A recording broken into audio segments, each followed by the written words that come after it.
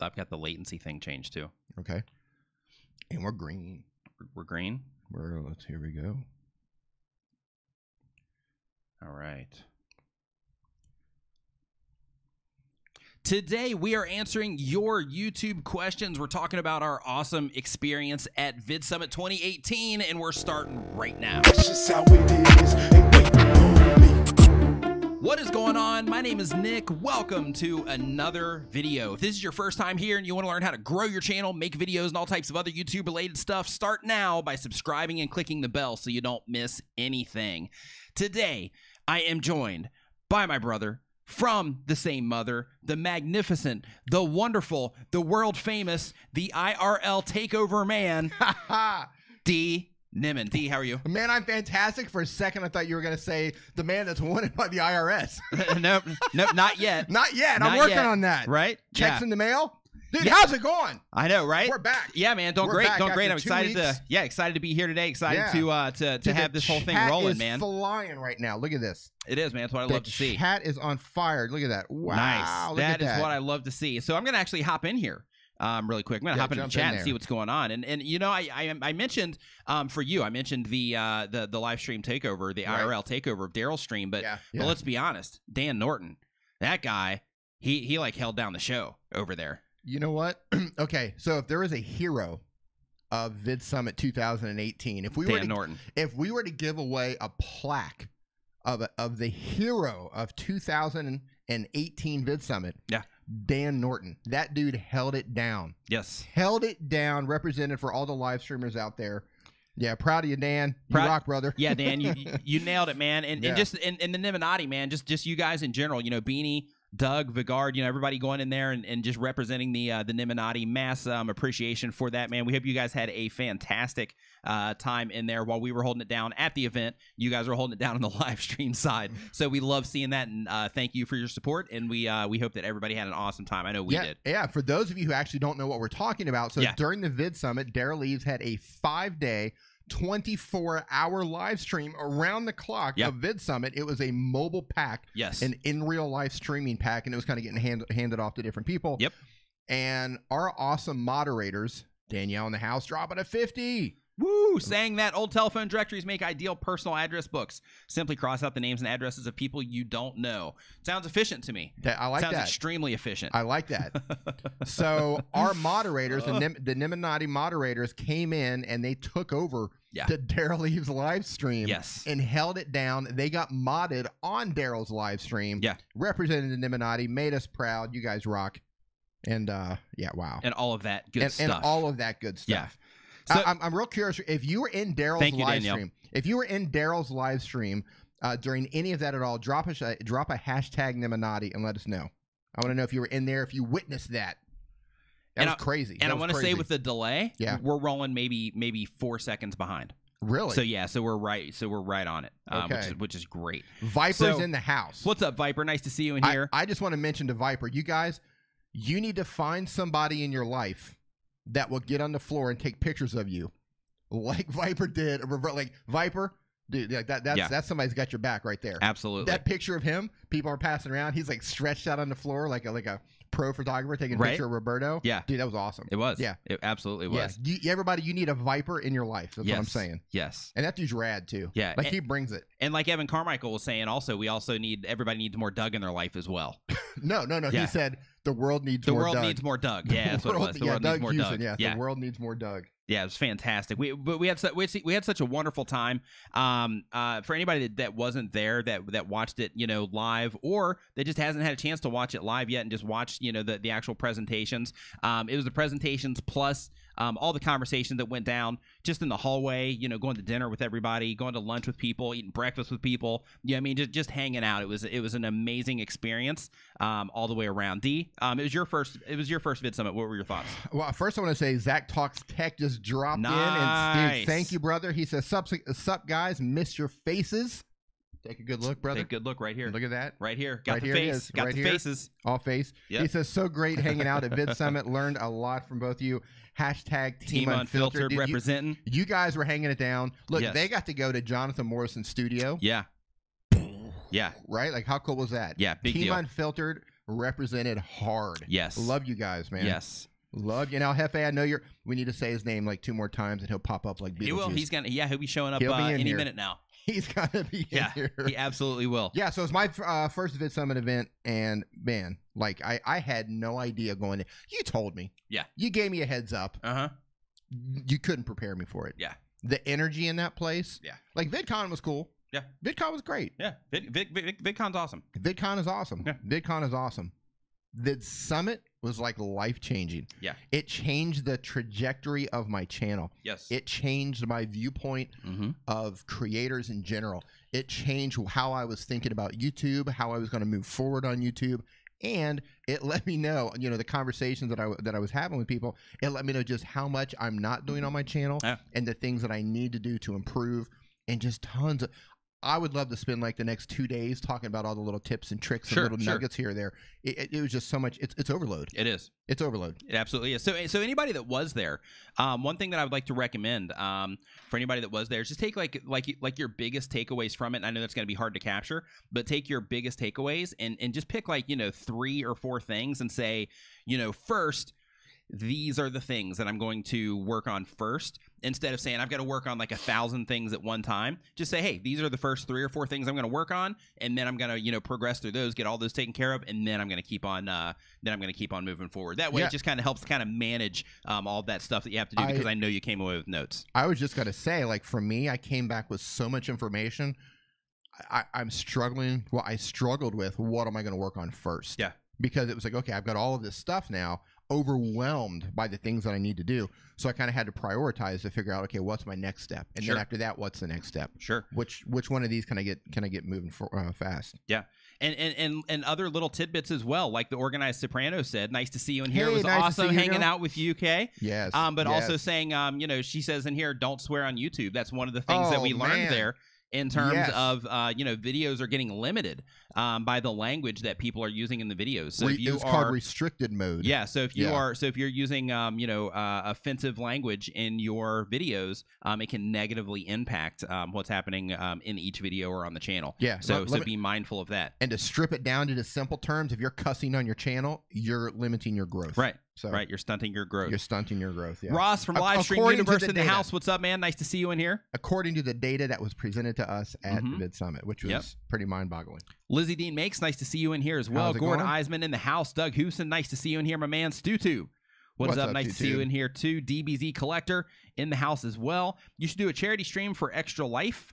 Extra Life. I could use an Extra Life. Look into it. Thanks for everything. I'm not sure what Extra Life is. Extra Life. I'll look into it. But yeah, I'm going to send myself an email on that right now.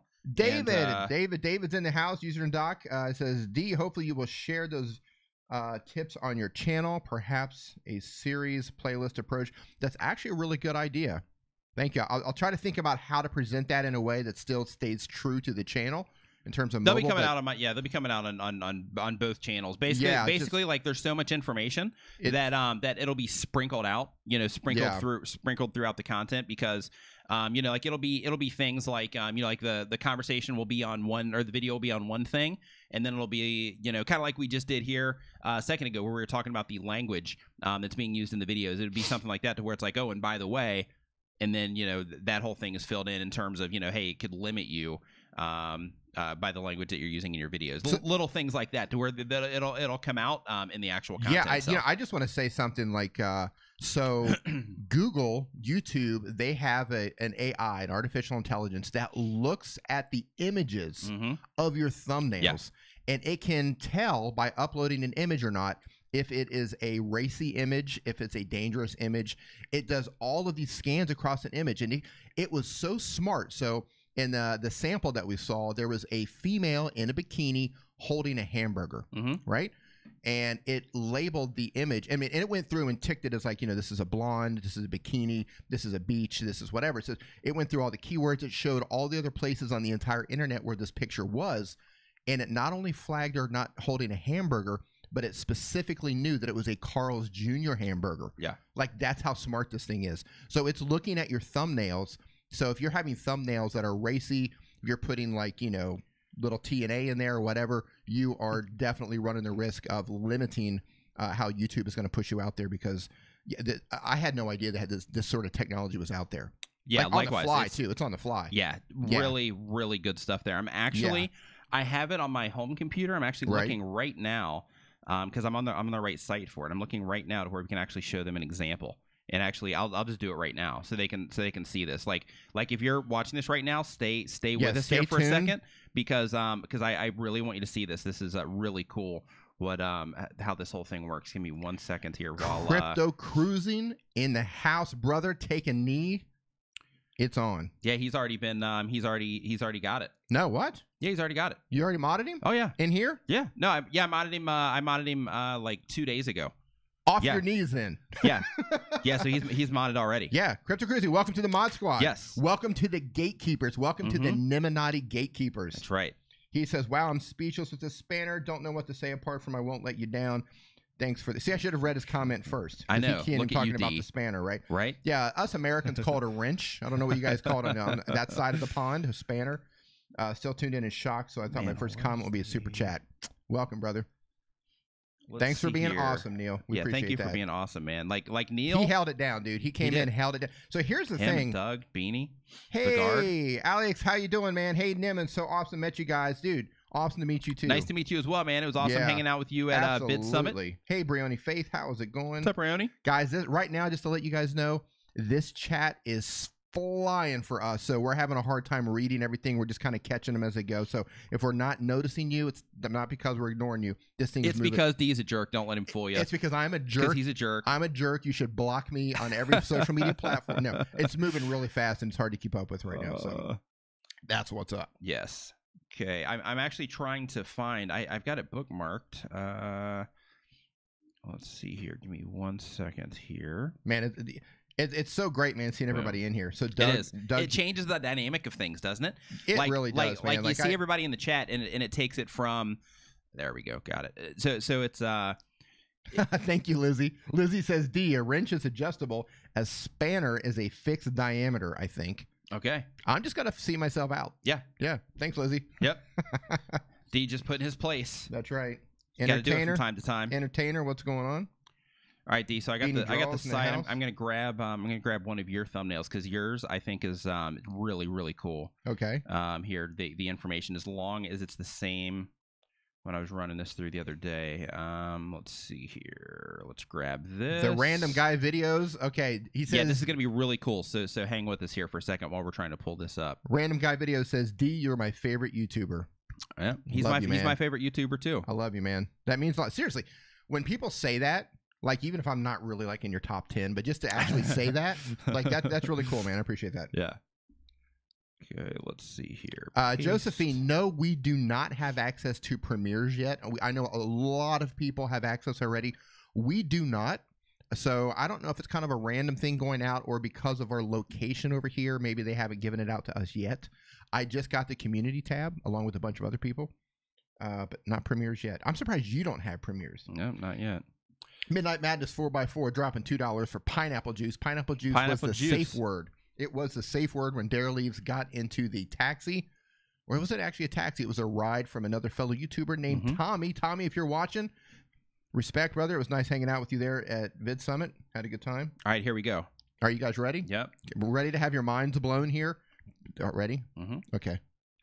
Okay, so what I'm going to do is I'm going to drop one of these thumbnails into here, and you can see like this is what we're working with in terms of like the imagery that you're using in your thumbnails and making sure that that things are on point. Like basically right here, what it's showing is showing. Can I enlarge this maybe? Should I? Yeah, I think you can zoom in on it. It's hard yeah. to see. Give me 1 second. Yeah, here. go for it. Yeah, we're on like a 4K monitor, so you can probably take it pretty big without any loss. Also, All right. Yeah, so basically, like it's showing. If you look right here, it's basically tracking the face of the woman in the image here, and it's basically giving like emotion information based on that, and it's even showing like the tilt of her head, which is pretty crazy. If you go to labels, you can see right here that it's saying that there's like a font in here. They're saying that 65% that it's possible this could be advertising. It's showing that she's wearing glasses, that it's possibly related to a product. It's saying that product is also technology, or that there's also technology in this thumbnail, electronic device in this thumbnail, girl, vision care, brand. So basically what it's doing right here is it's making all of these associations, which is really, really cool. So in these cases, unless it works against you. yeah, unless And it then works it's gonna- against you, right? Right. So like in these case, right, like with his, because he is making videos about technology, mobile devices, all that stuff. So the fact that it's identifying that electronic device and that technology in here, I don't know this is a fact, but I have a hunch that that would help him in terms of making this more relevant, in terms of, you know, all of the other metadata that's used for saying, hey, this is technology related, which is really cool. And then from there, it just goes into, you know, like different places you can find this image online, because he actually took this from a stock website. Here, it actually tells you the actual text itself. It's actually reading the text on the thumbnails also. So keep that in mind also when it comes to, you know, hey, I'm going to put like some Obscene stuff on here. Yeah, some obscene Right. stuff. I'm going to put a bad word or, you know, something like that in there. That is basically, it's gonna be able to identify it. Well, Or pull the it colors. can. Look at that. Yeah, it pulls the colors from it, and all of that stuff. And it also breaks it down in terms of if they think it's adult, if they think Right. it's racy. This is the important part right here. You see the, or anything the like that. safe search. Yeah. This is the important part that Yes. that Daryl talked about. The safe search. This is where, like, if you're going to get flagged, this is where you're going to get flagged right here. Yeah, so if that was heavily weighted on adult, for example, then you would get nailed. Or violent. Yeah. Or racy. Right. Yeah. Then it's going to work against you. So I'm going to refresh this, and then I'm going to go and I'm going to grab another one here, and let's see what else. Let's see what else we've got. Zach Talks Tech says, "Where do I get this?" If you go right up here to cloud.google.com/vision, that's where you can find it. Right. So on mine, one of the other ones, one of the tests that I ran on mine, and Oh, this, look at that. It says like dummy, Yep. not a smart guy, Yep, little right. brother, But hey, at least I've got some Annoying. confidence. No, I'm just kidding. annoying dude with glasses, Motor mouth. motor mouth, Yeah. probably talks too much, high probability, thinks he knows everything. Right. Right. Let's see here. And then but you can see right here, even the details, right? It says, you know, it recognizes that I have facial hair, specifically a beard, glasses, all of this stuff, which is really, really cool. I don't know why comedy's in there, but hey, that's what they think. Because you're funny looking, Now on this one, yeah, it's doing it here too. See, it recognized me, which is creepy. right? You are. Super creepy. The AI knows who Nick Nimmin is. Yeah, The funny it's thing creepy. is if you put my picture in there, I want to. It'll recognize you too. But I there's a- bet. I don't know. Facebook. Oh yeah, Facebook if it doesn't. might say that you're me too. Facebook tags me as It you. might. Yeah, it might. But yeah, and basically it gives all these things that I'm associated with also, which is crazy. Like the other one, because this one has OBS on here, but the other one that I did at home, it actually associated me with Streamlabs. It associated me with TubeBuddy. It associated me with live streaming. What else? It associated me with all this other stuff as well. But yeah, so really cool stuff. So like here, it says here that get views without. That's as far as it's reading. So it's not able to actually pick up this one right here, which is interesting. So that's the font you want to use. Right. But yeah, really interesting stuff. So take your thumbnails through that, take them for a spin, and see what comes up for you. Yeah, that's interesting stuff. Yeah. And it just makes you think, like, how you know, if they're okay, so they're doing that to images. Mm-hmm. They're clearly doing it. I mean, if they're flagging people for copyright, they can clearly do that for audio. Oh yeah. So yeah, they were showing things about people who were using cuss words basically on their channel. Yeah. They're making less money on ads, and it can also flag you and put you in restricted mode, which is going to kill your views. Yeah. Mind-boggling stuff on this. Really is. Mind-boggling stuff. Ross from Livestream Universe dropped Hey. a $9.99 spot. Says, why does the mobile Boom. app not let me make it $10 instead of $9.99? I'm guessing that's something psychological based. That's my guess. I don't know that for a fact. Yeah. And awesome seeing you at Vid Summit as well, Ross. Awesome seeing you and hanging out. So I'm looking at the chat right now, and I'm seeing a lot of people spamming and putting nonsense on there. Look, pay attention. Behave in the chat. No Pay spamming. Pay attention, kids. Pay attention, children. No spamming. No shouting in caps. Don't talk about check my channel out. Just be cool, relax, mingle amongst yourselves. Yep. And this is all going to go smooth, because if you don't, the mods are going to show you to the door. Yes. Yep. And it's a dark door. Yeah, it's a very dark door. No, Yes. this is a beg-free zone. So Yes, it is. No begging in here. Yeah.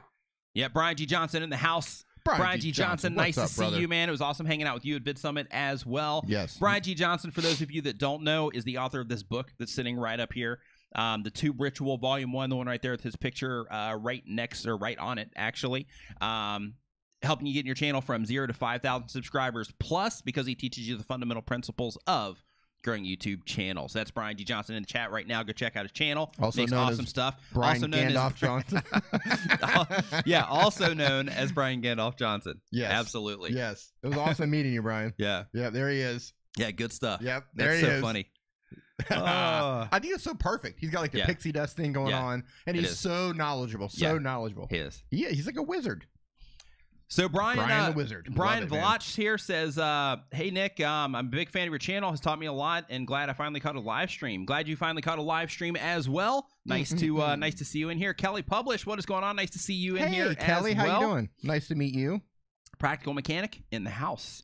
Yeah, all right. So we got some good stuff in here. So first off, we are. I want to, before we get into the actual Q&A part where we're answering your YouTube questions, I want to let you know that this stream is brought to you by the kind folks at TubeBuddy. TubeBuddy is the #1 browser plugin for YouTube content creators. You can try TubeBuddy free at tubebuddy.com/Nimmin. I highly recommend that you actually just go ahead and just go for it, get the top package, so that you can A/B test your thumbnails as well, so you can make sure that the thumbnails that you're putting out there are stuff that people actually want to click on, and you can start to learn what your audience responds to. But check TubeBuddy out for I'll tell you information what, on that. man. Like through A/B testing, I've been able to really increase my click-through rate with my thumbs. Like, I just like Daryl said, small tweaks. Yeah. Right. Just one little tweak here, one little tweak there. Mm-hmm.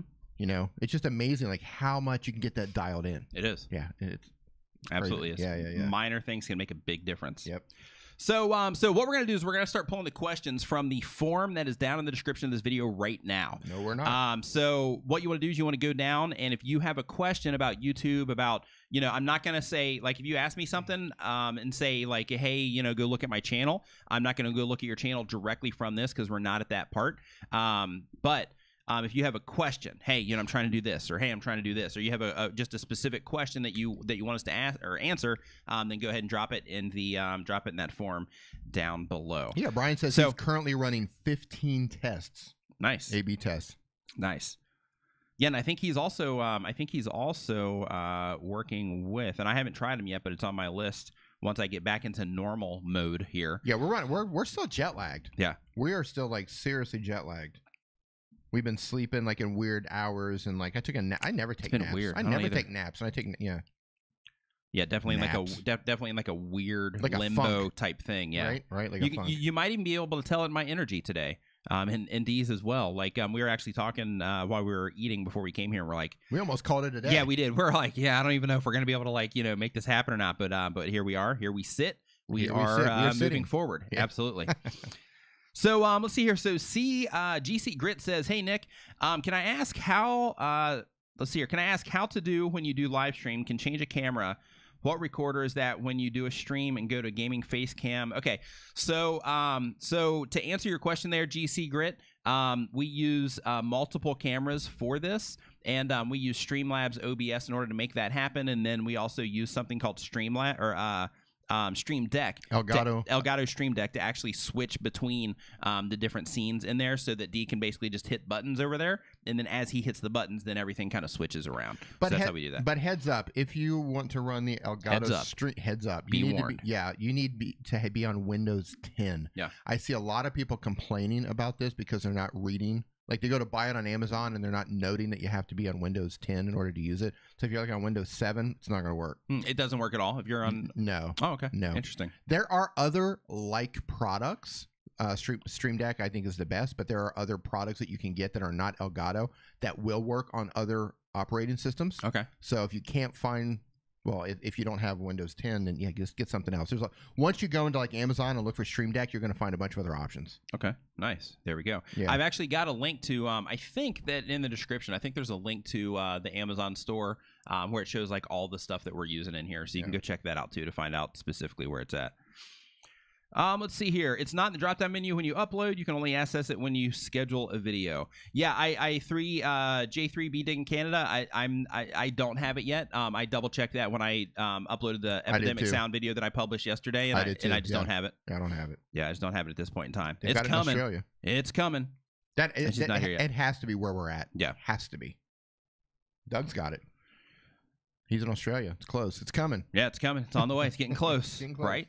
Okay, so question number 1 here is from Brioni Faith. What's up, Brioni? Nice to see you dropping a question in there. Hey, Brioni. Always trying to learn something new. Love it. Yep. Hey, Nick, just wondering what the deal is with reaction videos. Some people build entire YouTube channels based on this, but isn't it a copyright breach? So technically, and I'll make the disclaimer here and say that I'm not a lawyer, just because I kind of have to. But I'm a lawyer. at least you play one on the internet, Yes, right? exactly. So the thing with reaction videos is, yes, you're using other people's content, but it's considered fair use. And with fair use, it's not like a version of copyright. It's just a defense, is all fair use is. So it's something that people are, using to defend them, using it because they are, making it transformative in some way. And because of that, that's what allows them to get away with it.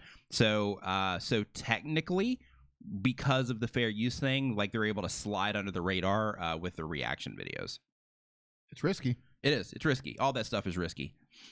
Zach Talks Tech. I actually pulled up a link for you that I'm going to drop in the chat here in a second.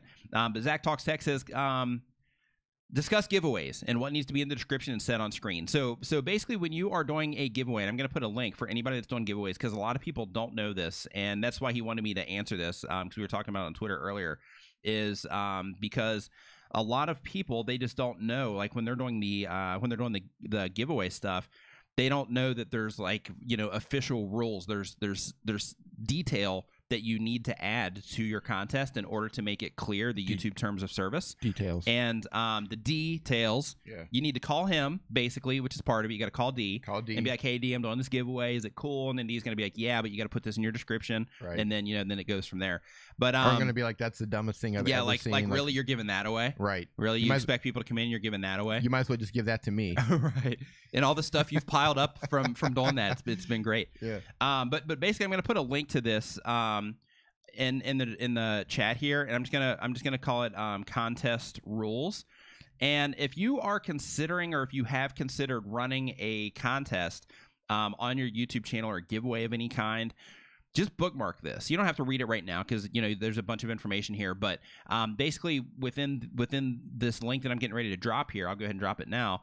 But just bookmark it, because like, if you're going to run a contest, like, you have to let people know what it is that you're going to be doing with their information. If you're collecting information, you have to let them know when the contest giveaway, or whatever it is that you're running there, when it's actually going to be complete, and a bunch of other details as well. But you have to say some of that stuff. You have to put it in your description as well. You have to let them know that YouTube is not sponsoring or condoning or whatever that contest also. But they have technical verbiage that you need to add. But I just put a link in there, so make sure that you bookmark that. So in the event that you are going to run a contest or giveaway of any kind on your channel, that you can reference that.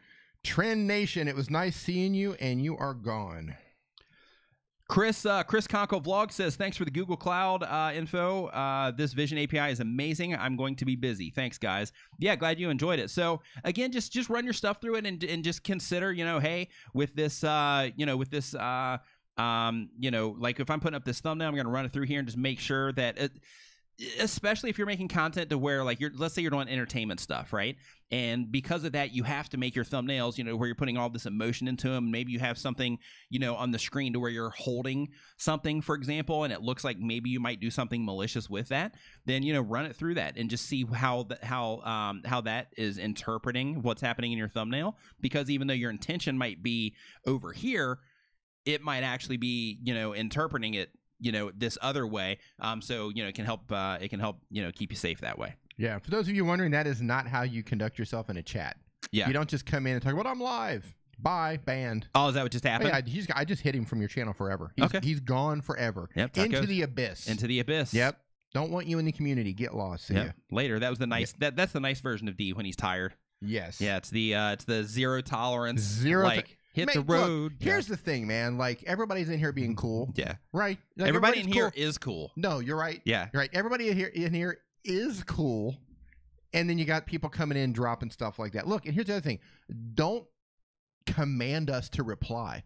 Like that's gonna get you banned too. Just be cool, man. Just be cool.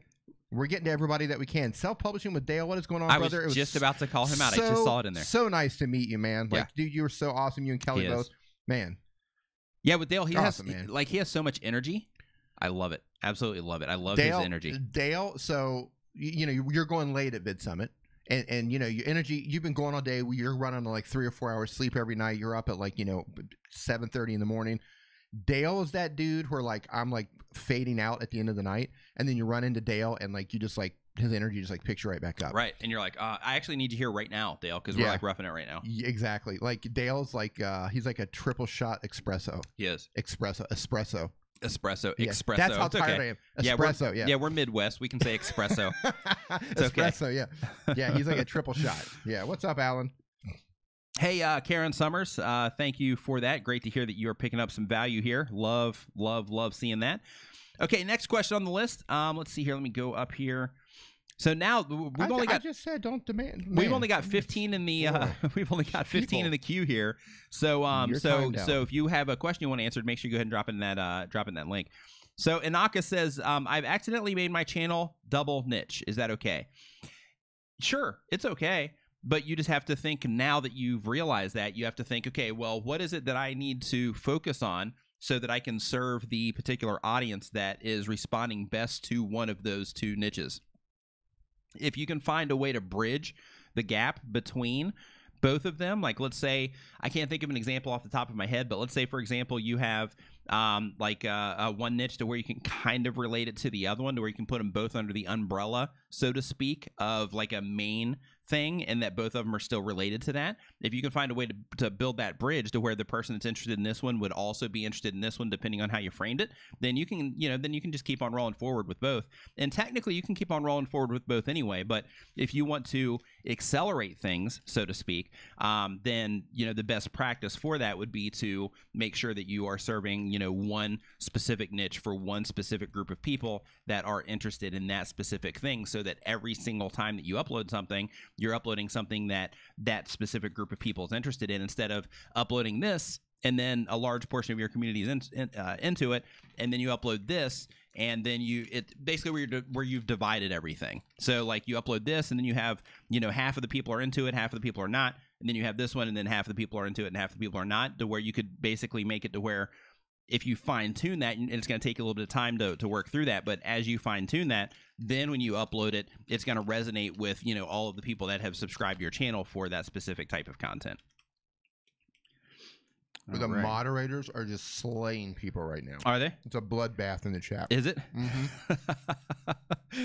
Oh, it's awesome. Bodies on the battle. Yeah. Right. Bodies on the battlefield today. Well done, mods. Well done. Oh, love it. Yep. Love it. No begging, no demanding, no shouting, no links, no spamming. You're out. So I was thinking of doing something fun the other day. I didn't do it. But I was thinking, I was in my community thing. I was adding Shannon Vlogs as a mod. I was adding Neil as a mod. And when I was in there, Hold on, Shannon's a mod? Yeah. I missed out something there. Shannon, are you in here? And when I was, hold on, something didn't work there. Somebody missed out on something there. And when what was I saying? Oh yeah, and basically like I have this.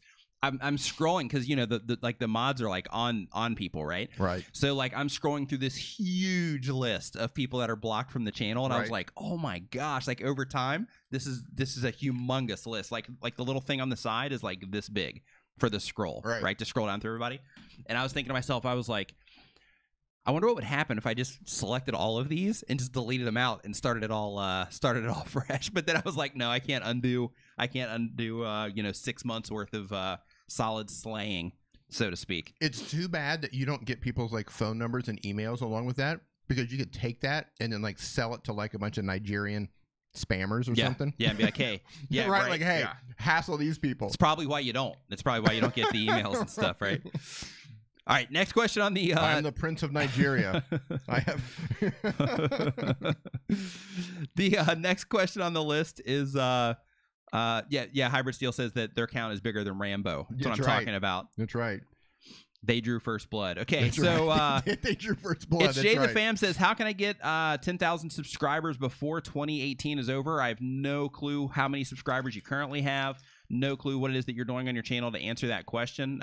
If you have 9,990 question? subscribers, then just put out a few more videos. If you have 1 subscriber, then in that case, there's going to be a lot more involved with that, and you may or may not be able to accomplish that. But the best thing you can do, we'll just frame it around getting subscribers in general. The best thing you can do is just respect people's time. People are watching your content. Make it worth it for them, and add value to the people that are watching your videos by making it worth it for them. Basically, just taking that exchange that takes place and giving the people something in terms of value that they're getting from your content. You're entertaining them in some way. You're uplifting them in some way. You're teaching them something. Things along those lines, to where you're actually giving them something in exchange for the time they're spending on your content. What was the question? How to get 10,000 subscribers before 2018 is over.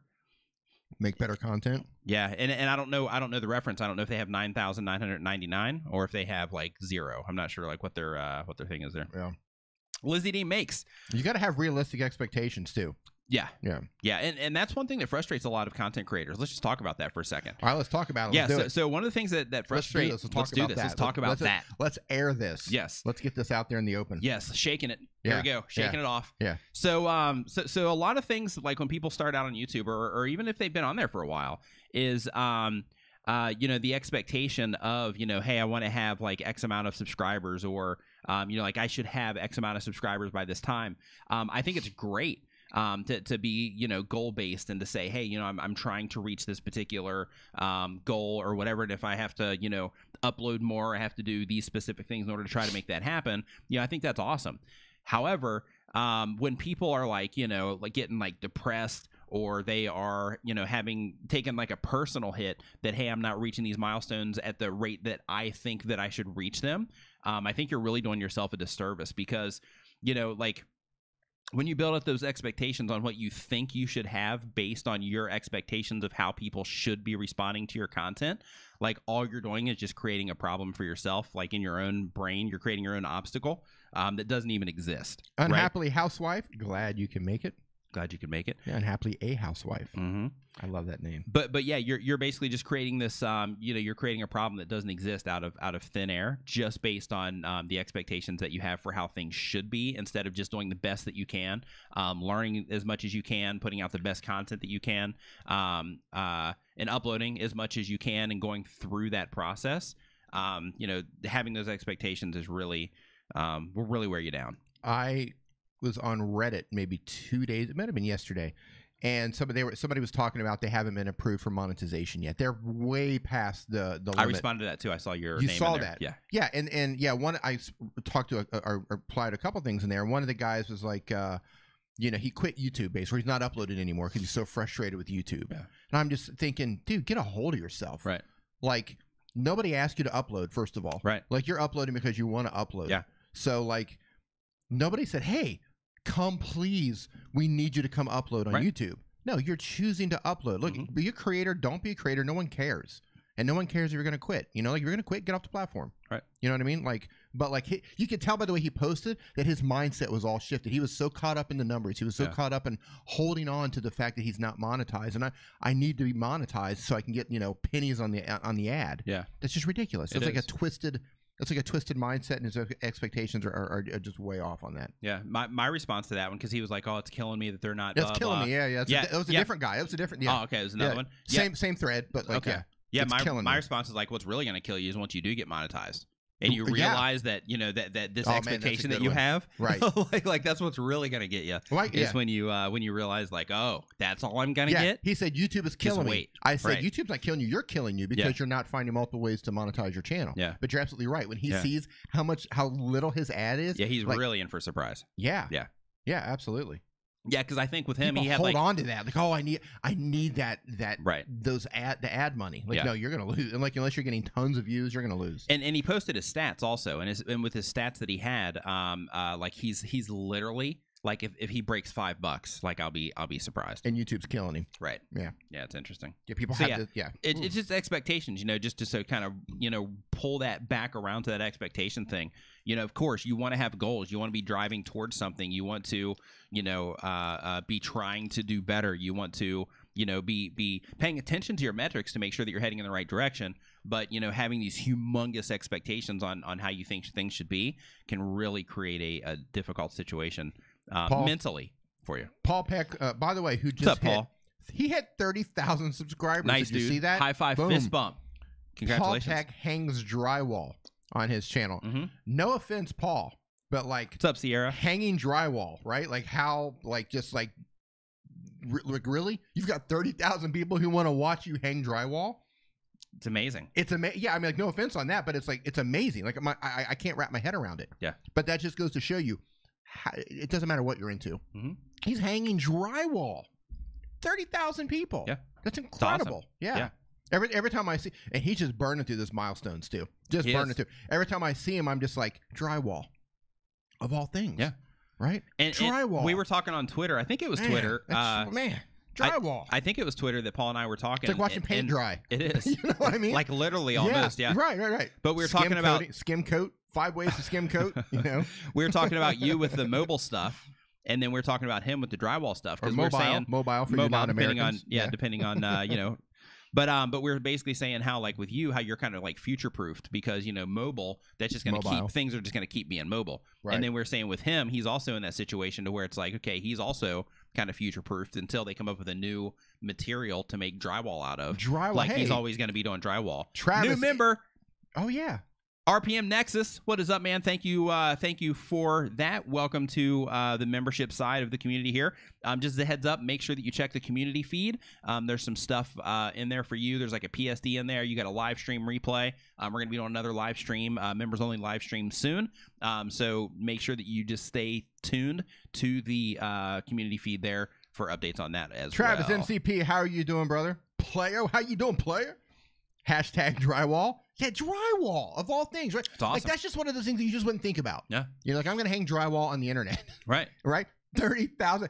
Yeah. He's on I'm gonna fire. hang drywall on the internet. I'm no seriously. Yeah, I mean, yeah. think about that for a Yeah. second. I'm gonna hang drywall on the internet. Yeah. And his wife's probably like, I don't know if you guys are married or not.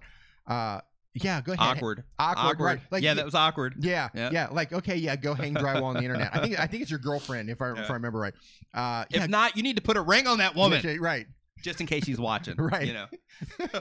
Unless you don't roll like that, Yeah. then don't put a ring on. Yeah, it's a train wreck. This is a live stream. Taking the rings off, putting the rings on. Hanging drywall. Hanging drywall. Yeah, that's what's going on. We just fell apart. That's what just happened just now. Yeah, That's we just what's fell happening apart. in Florida, right? No, but like you're starting out. You're like, I'm gonna hang drywall. His girlfriend, wife is, I think his girlfriend. She's like, she's like, whatever, honey, right? Right. And like 30,000 Yeah. subscribers hanging Right. drywall. That's incredible. Just incredible. I'm actually going to look at something since we're talking about that really quick. Let's see here. Halfline Gamer, thanks for that, man. Let's see here. Oh. Yeah. Anytime Paul posts a milestone, that's the first thing that goes to my head. It's like, man, drywall. Like that's just so Right. cool. So let's take it even farther than that. Okay. So there's 30,000 subscribers, almost 31,000 subscribers. Am I pulling somebody up right now? Oh yeah. No, I'm just okay. looking at a Social Blade here, Oh. and but the fun part of that is almost 7 million views on his videos. Also, 7 million views of hanging drywall. Yeah, it's awesome. That's absolutely just awesome. So rad, man. It goes to show, like, if you have something that you're into and you're like, into it, there's a community for you on YouTube. Yeah, well, that's my point. Yeah, Like drywall, man. it's awesome. Yeah, like seriously. What's up, Bitsbox? Yeah. Yeah, good stuff. All right, so let's see here. World of Drawing, what is up? Nice to see you. Nice to see you in here as well. Yeah, and Kathy Fitz says, I honestly think drywall is a great niche. Yeah. But like but that's just not something to think. Like Right. until you see somebody hanging drywall and doing well with it, Mhm. I personally wouldn't think about that. I mean, okay, like you're gonna teach people how to do drywall. I get it, but 30,000 subscribers, dude, and he's cruising. 7 million, almost He's 7 gonna, million views. yeah, he's gonna hit 40,000, Oh, yeah. 50,000, 100,000. Like Mhm. he's on fire. Yeah. Right? He's gonna be like 500,000 people watching him hang drywall. Yeah. Like, that's insane. It's awesome. Yeah, I love it. That's what makes this whole thing amazing. Doesn't matter what you're into. Mm-hmm. You just got to do it right. Yeah, Ron's trains and things. What's he's up to now? Well, I don't know. He's way past 10. Yeah. But yeah. And model trains. Similar thing. Yeah. Man, I love it. I just love it. The internet's amazing. YouTube is amazing. Lizzie Dean Make says, does this mean the thumbnail content counts as metadata for search?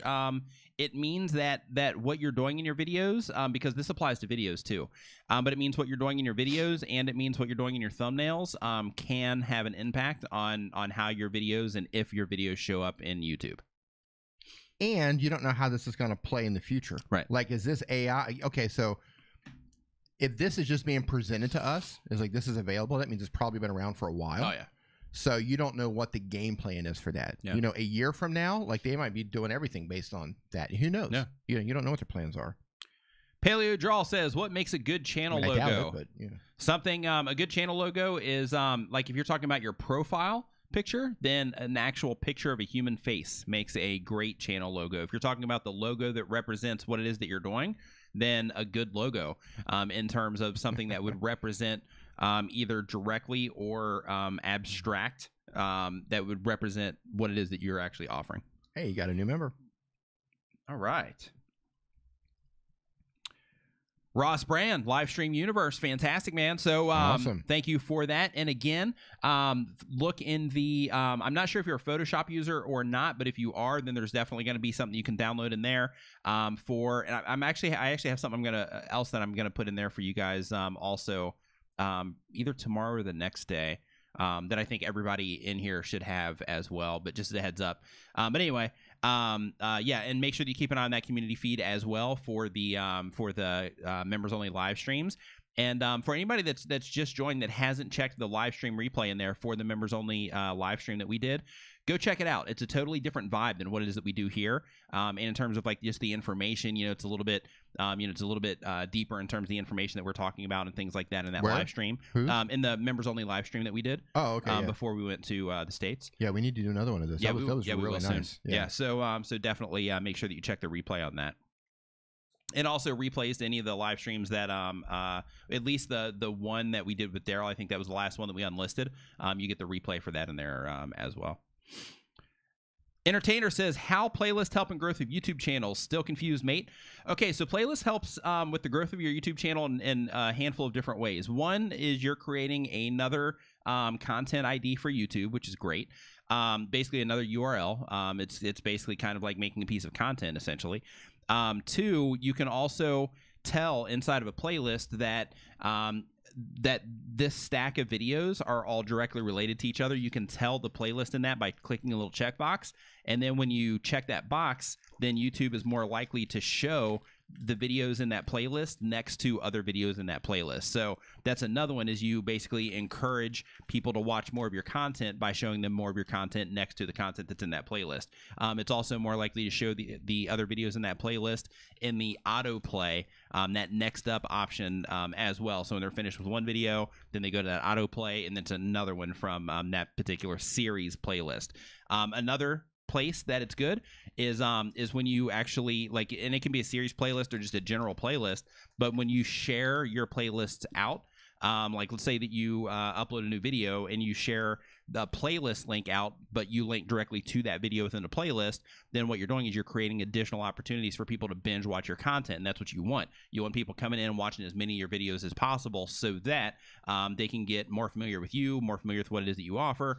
You can get more watch time, you can get more views from it, you can get more engagement in general, which increases your chances of converting them into a subscriber, getting additional shares and things like that. So in terms of the playlists and how it can help you grow your channels, it's playlists are extremely powerful. When it comes to that, another thing to think about as well is when you're putting your content together and you're saying, okay, this is the content that I'm going to release over the month of November. Think of your content in terms of, okay, how can I do this in like 4, 5, 6, 7 video blocks instead of thinking of it, I'm going to release my content as one video. Think of it as I'm going to release these handful of videos, like, these 5 videos and these 5 videos that are all going to be going to a playlist on a specific topic, to where if one person watched one video on that playlist, they would also be more likely to watch another video on that playlist, another video on that playlist, and so on, because it directly ties into the interest that you brought them there for in the first place. So here we go. I love my 2 nephews, says Paul Peck. Your channel has inspired me to try to hang drywall in my home. Nice. Right? Nice. Man, Paul. Good stuff. It, man. Killing Good it, Paul. stuff. I would go there if I was going to try to hang drywall, which I wouldn't. You know what? I wouldn't hang drywall, but if I I'm afraid to even open like a can of paint. Right? But Nah, if man. I was going to the smell of paint when you open it up. Yeah, I know you dig that. You're building all kinds of stuff. So yeah, I know you dig that. New member.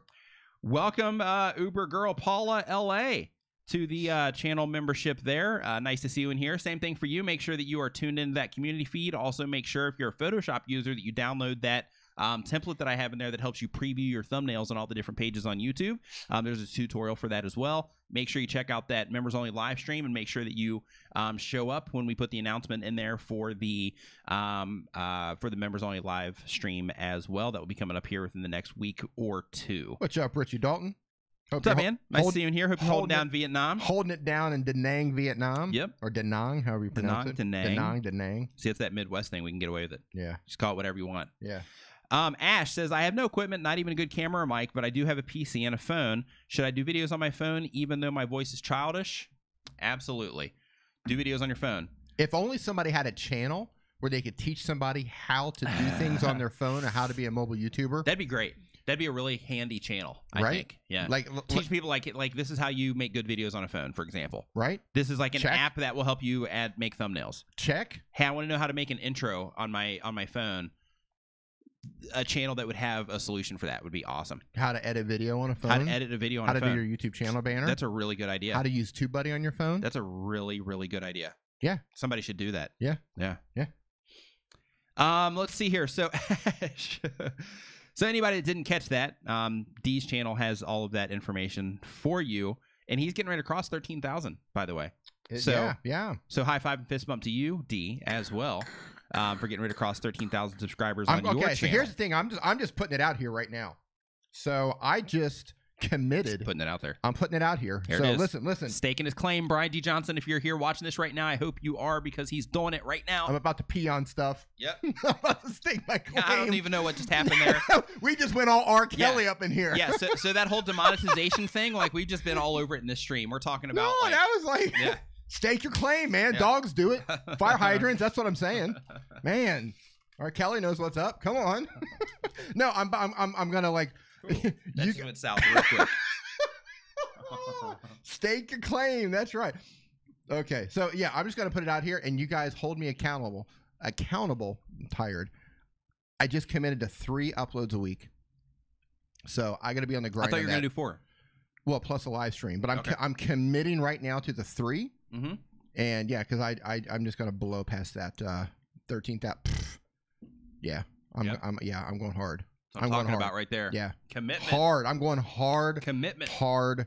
Commitment. That's what Yeah, I'm talking about. yeah.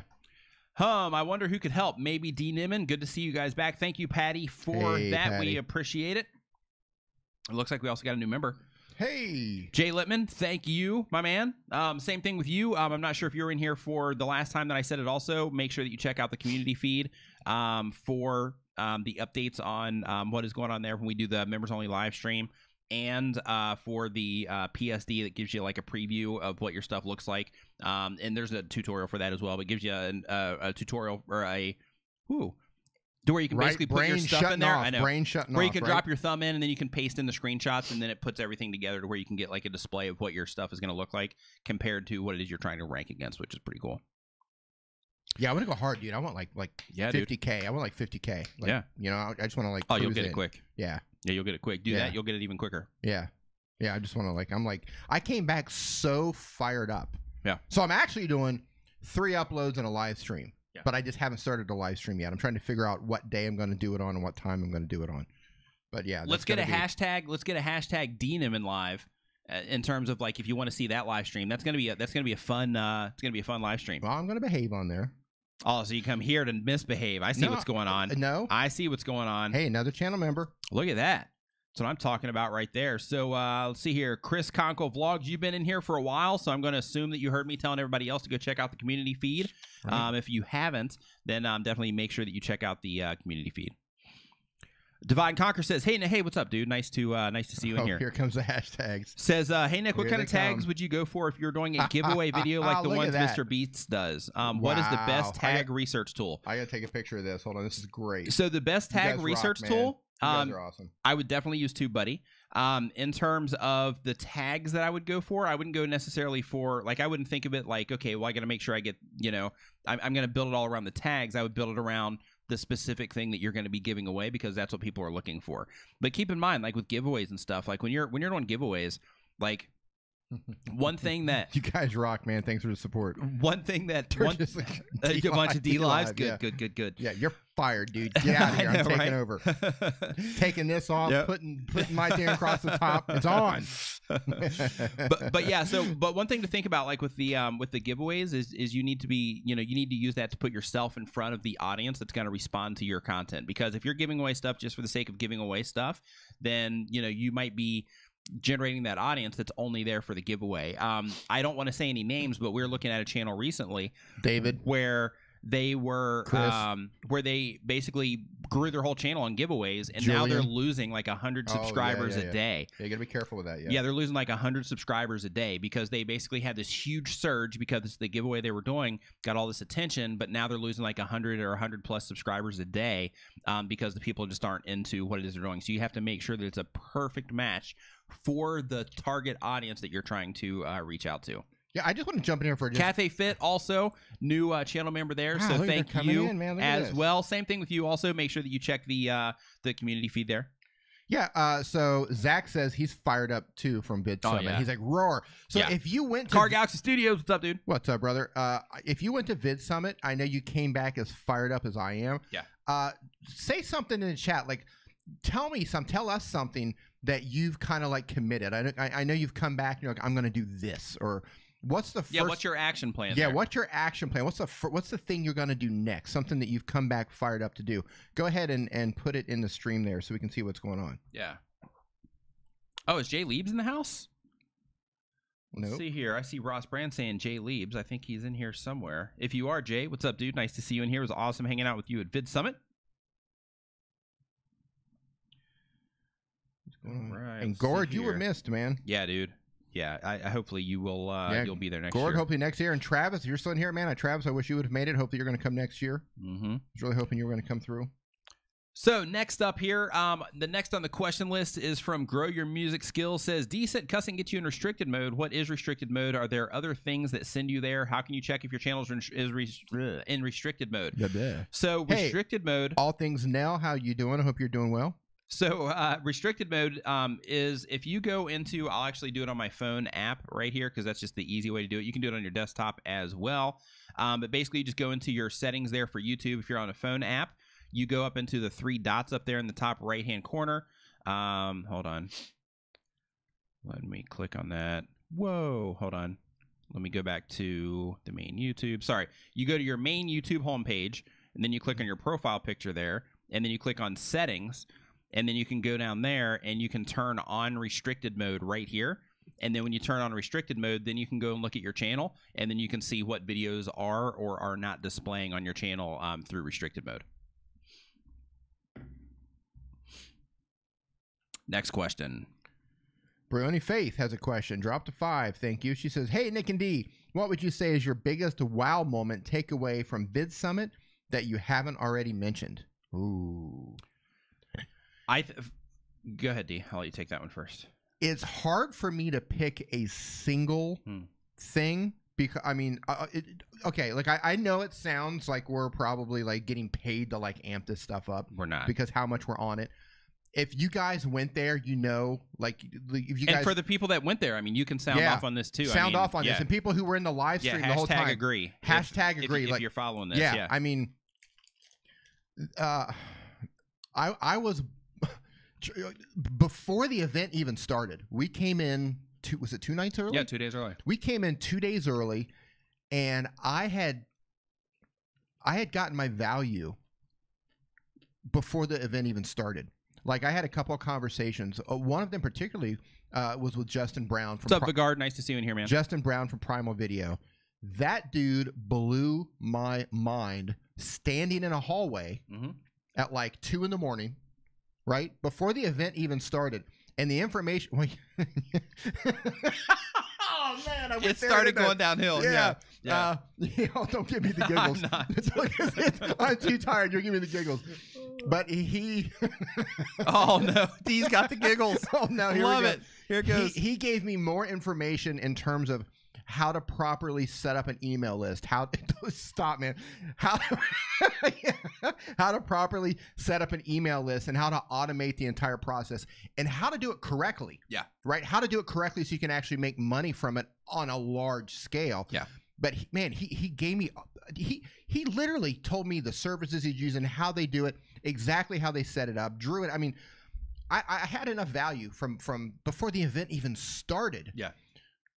Before it even started, right? Like I could have went home. I could have just like packed up and went home the next day, and the trip would have been totally worth it. Yeah. But it's hard for me to say like which, was there a defining moment where I'm like, oh, well, this is like the best thing, because it was full of those. Yeah. But here are things that stood out. The conversation with Justin Brown, he just completely schooled me on his their email, their automated system for email, which that's actually my thing as well. Actually, is, and guys, if you're not subscribed, if you're into like tech and YouTube stuff and everything, I'll put a link to them. Primal actually, Video, right now. these guys are on point, man.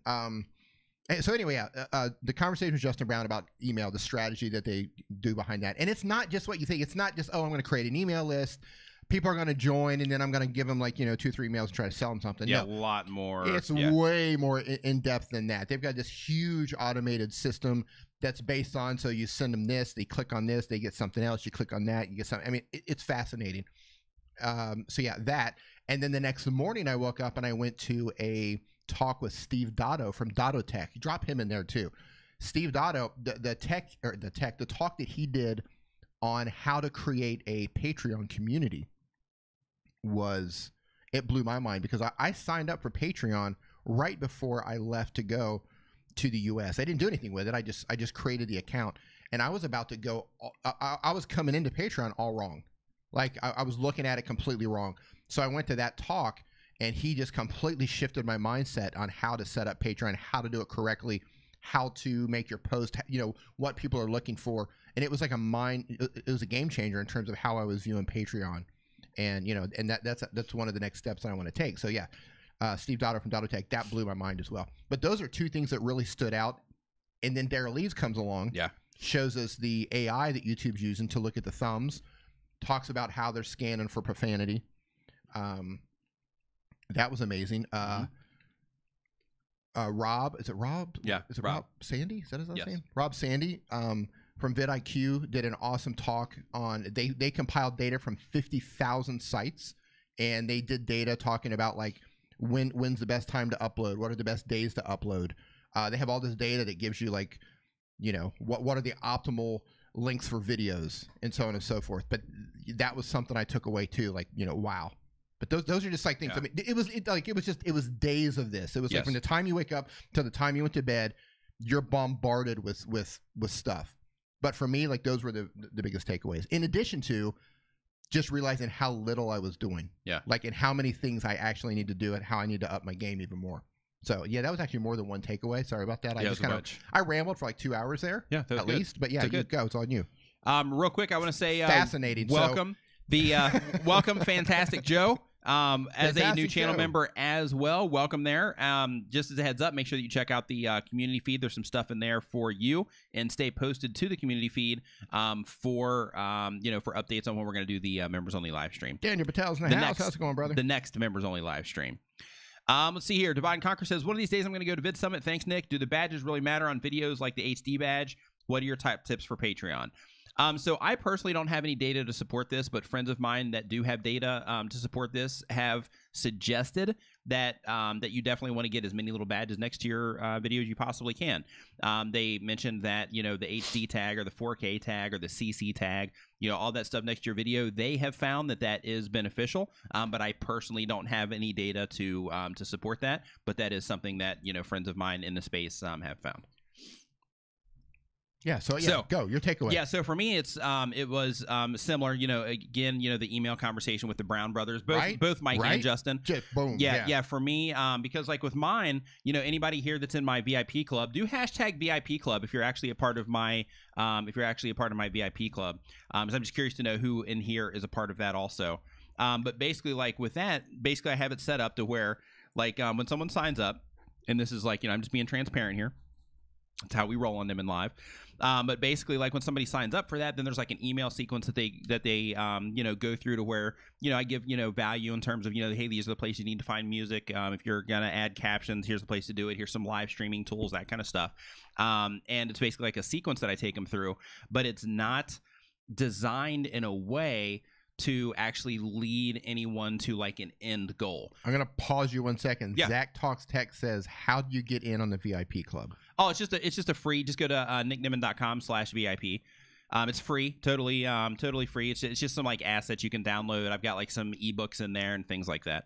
But I'm going to be restructuring all of that. Like after this conference and after talking to them, Game like changer. I'm going to be redoing the whole enchilada. And by the way, I just want to reach out. Hey, I want to say what's up to Marcus really quick. Affiliate Marketing dude. MC in the house. What is up, dude? It was awesome hanging out with you at Vid Summit as well. Marcus is awesome. I was just going to say, this is another dude. Like, yeah, we were, you know, just sitting around late night with Marcus, and he's explaining how he does his affiliate stuff, and it's just like, dude, you're a genius. Yeah, there's so much information. Yeah, that it's hard to process everything. So when somebody says, "Hey, what was your one takeaway?" Yeah, that's hard. Yeah, and stuff's still sinking in. Right. Also. Right. Yeah. So it's a lot of really good information shared. Man, and I had it. It was in the palm of my hand. I was getting ready to ask you something, and then Marcus came in and disrupted everything. All right, way to go, Marcus. So go ahead, continue to talk. Marcus derailed you. Marcus, it's great, man. That's what I like to see right there. Woo! Yeah, woo! Tasty Penguin says, would one of you know the average time to be partnered is? Because I've been under review for going on 3 months. Should I worry? Much love. I'm not sure. There's not like an average time, so to speak. They're just getting around to them as they get around to them. But I wouldn't hold your breath on it. But what I would do is I would just try to find other ways to monetize anyway. I know that you're just trying to get in because you're a part of this community already, so you're not one of the people that are like, you know, freaking out about it. But even once you are partnered, I would still try to find other ways to monetize beyond ads. Oh, I know what it was. I was just gonna say, for those of you who are at Vid Summit or you're watching it live or whatever, we're all kind of on the same page. I know we're all coming back with all this information. If you guys ever want to hit me up and mastermind on some stuff that you watch there, bounce some stuff, man, I'm always available for that, you know, because I know there's a lot of information to take in. So if you want to like, hey, did I hear this right? Or hey, what do you think about this? Man, hit me up. Yeah. I'm open for that. Let's see here. Yeah, he says he's a trouble causer. Your takeaway. So I did that already. What was your takeaway? With the email stuff, just basically just saying that one thing? I need. Well, there's a bunch of them, but I just for me, that's like, remember how at the start of the stream I said, you know, pick like 4 things. Right. For me, like I'm like wanting it. So I've got like, you know, notes in terms of like, okay, I need to do this, need to do this, need to do this. But for me, it's I'm doing one thing at a time because that's just how I have to operate. Right. Because if I don't, I'll be all over the place. Too. So I'm starting with the email and then building from there. Man, so much information. Yeah, Zach Talk to X is saying that Vid Summit gives you the value in just the networking by itself. Yeah. Amazing time. Seriously, if I would have just stayed in the hotel lobby. Yeah. And just hanging out with people and talking and going to dinner with people and, you know, sitting next to somebody and talking about, hey, what are you into? Yeah. And then, you know, that conversation forms and or continues and the relationship builds and they start telling you, that alone is worth it. Yeah. Even other stuff like side things, away, man. Like side things that are not directly YouTube related. Having a conversation with Evan Carmichael and discovering like a mental barrier that I have, right? And being able to have Evan Carmichael sitting right there next to me and saying, "Well, dude, you need to do this. You need to do this by this time tomorrow. I need you to take this specific step so that we can get you through this." Right? Like even that, you know, like having that kind of value there is yeah, just crazy. Yeah, I just want absolutely to say, crazy. So just having Evan Carmichael So, okay, no lie. Just having conversations with Evan Carmichael alone was worth the trip. Yeah, Right? for real. Like, right. first of all, He's so fired up. yeah. And just so like laser, like he'll just cut you to the core. If you ever get the chance to sit down and have a real conversation with Evan Carmichael, do it. Yeah. Go up, introduce yourself, sit down and have a conversation with the guy. He's going to expand your mind and change the way you think towards things. Yeah. And he's incredible human being. He absolutely is. Incredible. All right, next question on the list here, and then we will get back into Brioni, more I hope Bit that Summit answered. stuff. I hope that just Yeah, was a long. I know just she's give like, me one, yeah, guys. just give me one, and we just like I floored can't. you for like 30 minutes. I can't. I mean, one takeaway: I'm not doing as much as I should be doing. Yeah. Even though I knew there was stuff I needed to be doing, I didn't realize to the depth of stuff that I wasn't doing. Like, Sure. Like, okay, of course I needed an email list. I didn't realize how much I actually needed to do to put that together. Yeah. I needed to go on Patreon. I didn't realize exactly the full scope of what I needed to do on there. Right. You know, like, whew. So next up is Feature Flicks saying, how can I improve my subscribe call to action? Fantastic question. To improve your subscribe call to action, just make sure that you add the value that the viewer is going to get first. Here he goes. Excuse me. The value the viewer is going to get first, and then add your subscribe call to action. So tell them why they're going to get value from subscribing to your channel, and then ask them to subscribe to your channel. Like on mine, you know, if you watch my videos, even here during the live stream, you know, I'm like, if you want to learn how to grow your channel, make videos and all types of other YouTube-related stuff, start now by subscribing and clicking the bell so you don't miss anything. Right? So in my videos, I say that at the beginning, and I say that at the end of my videos as well, for that ending call to action, so that basically I can do that same exact thing again. If this is what you're wanting to do, then I've got information that's going to help you do that. So make sure that you subscribe to the channel, right? So I have that in the beginning and the end of the video. So basically putting that why in there before you actually ask them to subscribe makes it better. Car Galaxy Studio says, how much time did you end up getting with Peter McKinnon? Question to me. Okay, so here's the thing about all Grandma of this. Lolly, new member. Thank you so much as well. Definitely make sure that you check the community tab for the live replay for the members only live stream, and for the other stuff that I have in there, and for notifications for the members only live stream. Here's the thing about like Peter McKinnon and all the other creators. Everybody was there. Everybody was hanging out the entire time, but it's not like, you know, I talked to Peter McKinnon briefly because obviously there were a lot of people talking to him. He's, you know, kind of getting pulled in all directions, stuff like that. But everyone is there and everyone's approachable. Yeah. You know, like when I talked to him, he was just like chilling out at like Patreon had a party, and he was just like chilling out there, just like drinking a beer. Yeah. And I was just chilling, just like you know, he's just a normal.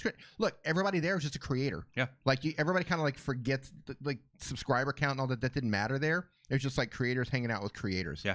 Some people are obviously getting more attention than others. Sure. But in terms of like approachability and you know, conversations and stuff like that, yeah, I mean, everybody was approachable. Yeah. Everybody. And that's what made it so awesome. Yeah, and that's a cool thing about Vid Summit is that it does have that intimacy to it. Right. So it's not like, you know, D, how many conversations did you have, or anybody in the chat that was there, how many conversations did you have to where when have a good one, Pegasus gameplay. To where have a good day, to where when you started the conversation, it was like, oh wait, before we have this conversation, how many subscribers do you have on your channel?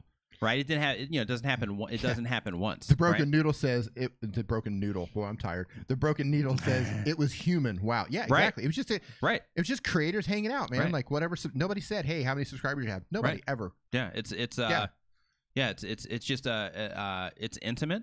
And it's also it kind of peels all of that stuff back. Basically, like when people go to some of these other ones, like VidCon especially, like, you know, people kind of have these barriers up a little bit. Yes. But there's like zero barrier. It's just kind of like, you know, hey, you know, this is what, you know, like I'm here. I'm a creator just like you. I'm here trying to learn just like you. I'm here trying to do better just like you are. And we're, you know, like everybody's on that same even field. It's great. I think it was really clever how they set this up. And I didn't expect this, actually. So it's in the Westin Hotel in the lobby. Like, well, it centers around the lobby of the hotel. And then they've got, you know, a handful of conference rooms where the talks happen. Yeah. But everything centers around the lobby of the hotel. So they've kind of created a mingling situation. So like there's the bar, there's the main lobby area. Yeah. There's the hallway there where the the companies are and the sponsors and stuff like that. But it creates an environment to where everybody's just like chilling. Yeah. Everybody's like hanging out. Everybody's just chilling. It's not like a closed off situation, like you said. The barriers aren't really there. And it's and you don't have to, like, if you stay at the hotel, you don't even have to go anywhere. Right. So like if you want, you can just stay in the hotel for a few days. Yeah, and you're always hanging out with people. So Right. So like in some of the other ones, it's like you like some of the other ones, like basically you have to like go from like wherever your place is to like a convention center. Right. You stay at the hotel. And then right. and then there's like this big disconnect afterwards where you got to figure out where everybody's hanging out and all that stuff. But here it's like you just like walk out of your room, you're like bumping into people in the hallway. Right. You know, I mean, it's awesome. Yeah. Absolutely So love I it. mean, so you can like you actually end up in the elevator with like some of your favorite creators. Right. And right. that can be interesting. Yeah. Who was it? I was talking to somebody who was in an elevator with Gary Vee. Who was that? Not sure. Yeah. While you're uncovering that one, Divide and Conquer says, "What are your top tips for Patreon? What are some of the best places I can learn to use it better?" So me personally, like I mean, in just transparency, I'm not that good at Patreon. I basically focus my efforts on YouTube.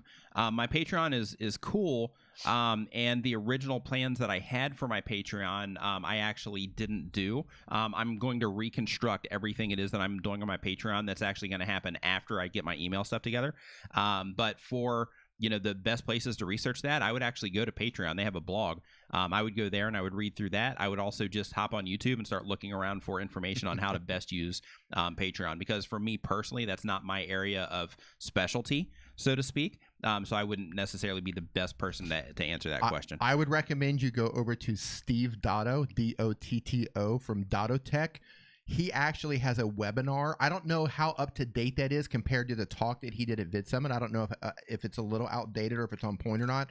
Reach out to Steve Dotto, ask him if he's got anything or a webinar or something online where he talks about the Patreon community, how to build up your thing, because that dude he's nailing it. Yeah, he's nailing it over there. Geeks Life in the house. What is going on? Nice to see you in here, man. Awesome hanging out with you at VidSummit as well. Yeah, man, it was awesome hanging out with you guys. Yeah, all of you guys. Yeah, awesome. They were on the grind. So yeah, Geeks Life was pretty much in control. Not pretty much. They were they were holding it down. The whole live stream. The brains and the brains behind the entire 5-day live stream there. Yeah. And they were doing their own live stream on top of that. And they were doing the actual live thing. The live stream for VidSummit. For VidSummit. Right. So it's like a trifecta. Anything live related coming out of VidSummit, they were on it. Yeah, they had something to do with it. So yeah, really awesome stuff that they are doing, and they're just awesome. Just in general, like that was my first time like actually getting to hang out with them. Yeah, man. Like we had last, so rad. Yeah, like last VidSummit, we had like a brief interaction in the hallway or whatever, because they were running around doing a lot of stuff then too. Right. And at Video Marketing World, I got to hang out with Luria a little bit. Again, just brief. VidCon also pretty brief. But here we got to actually hang out. We went to Venice Beach and all that stuff, which was cool. So it was awesome getting to hang out with them and getting to know them a little bit better. Awesome people. Yeah. Yeah, they did. Yeah, just hanging out with them at Venice was awesome. It was. Yeah, it was. Yeah, you guys are rad. Yeah, you are. Yeah, just rad. Yeah. All right. right. For those of you guys who don't know, they do a in real life stream. I'm not sure what your schedule is. If you guys, if you want to post what your schedule is, but they have their cameras on and they're going around all the time. Yeah. Live, just like in real life. It's awesome.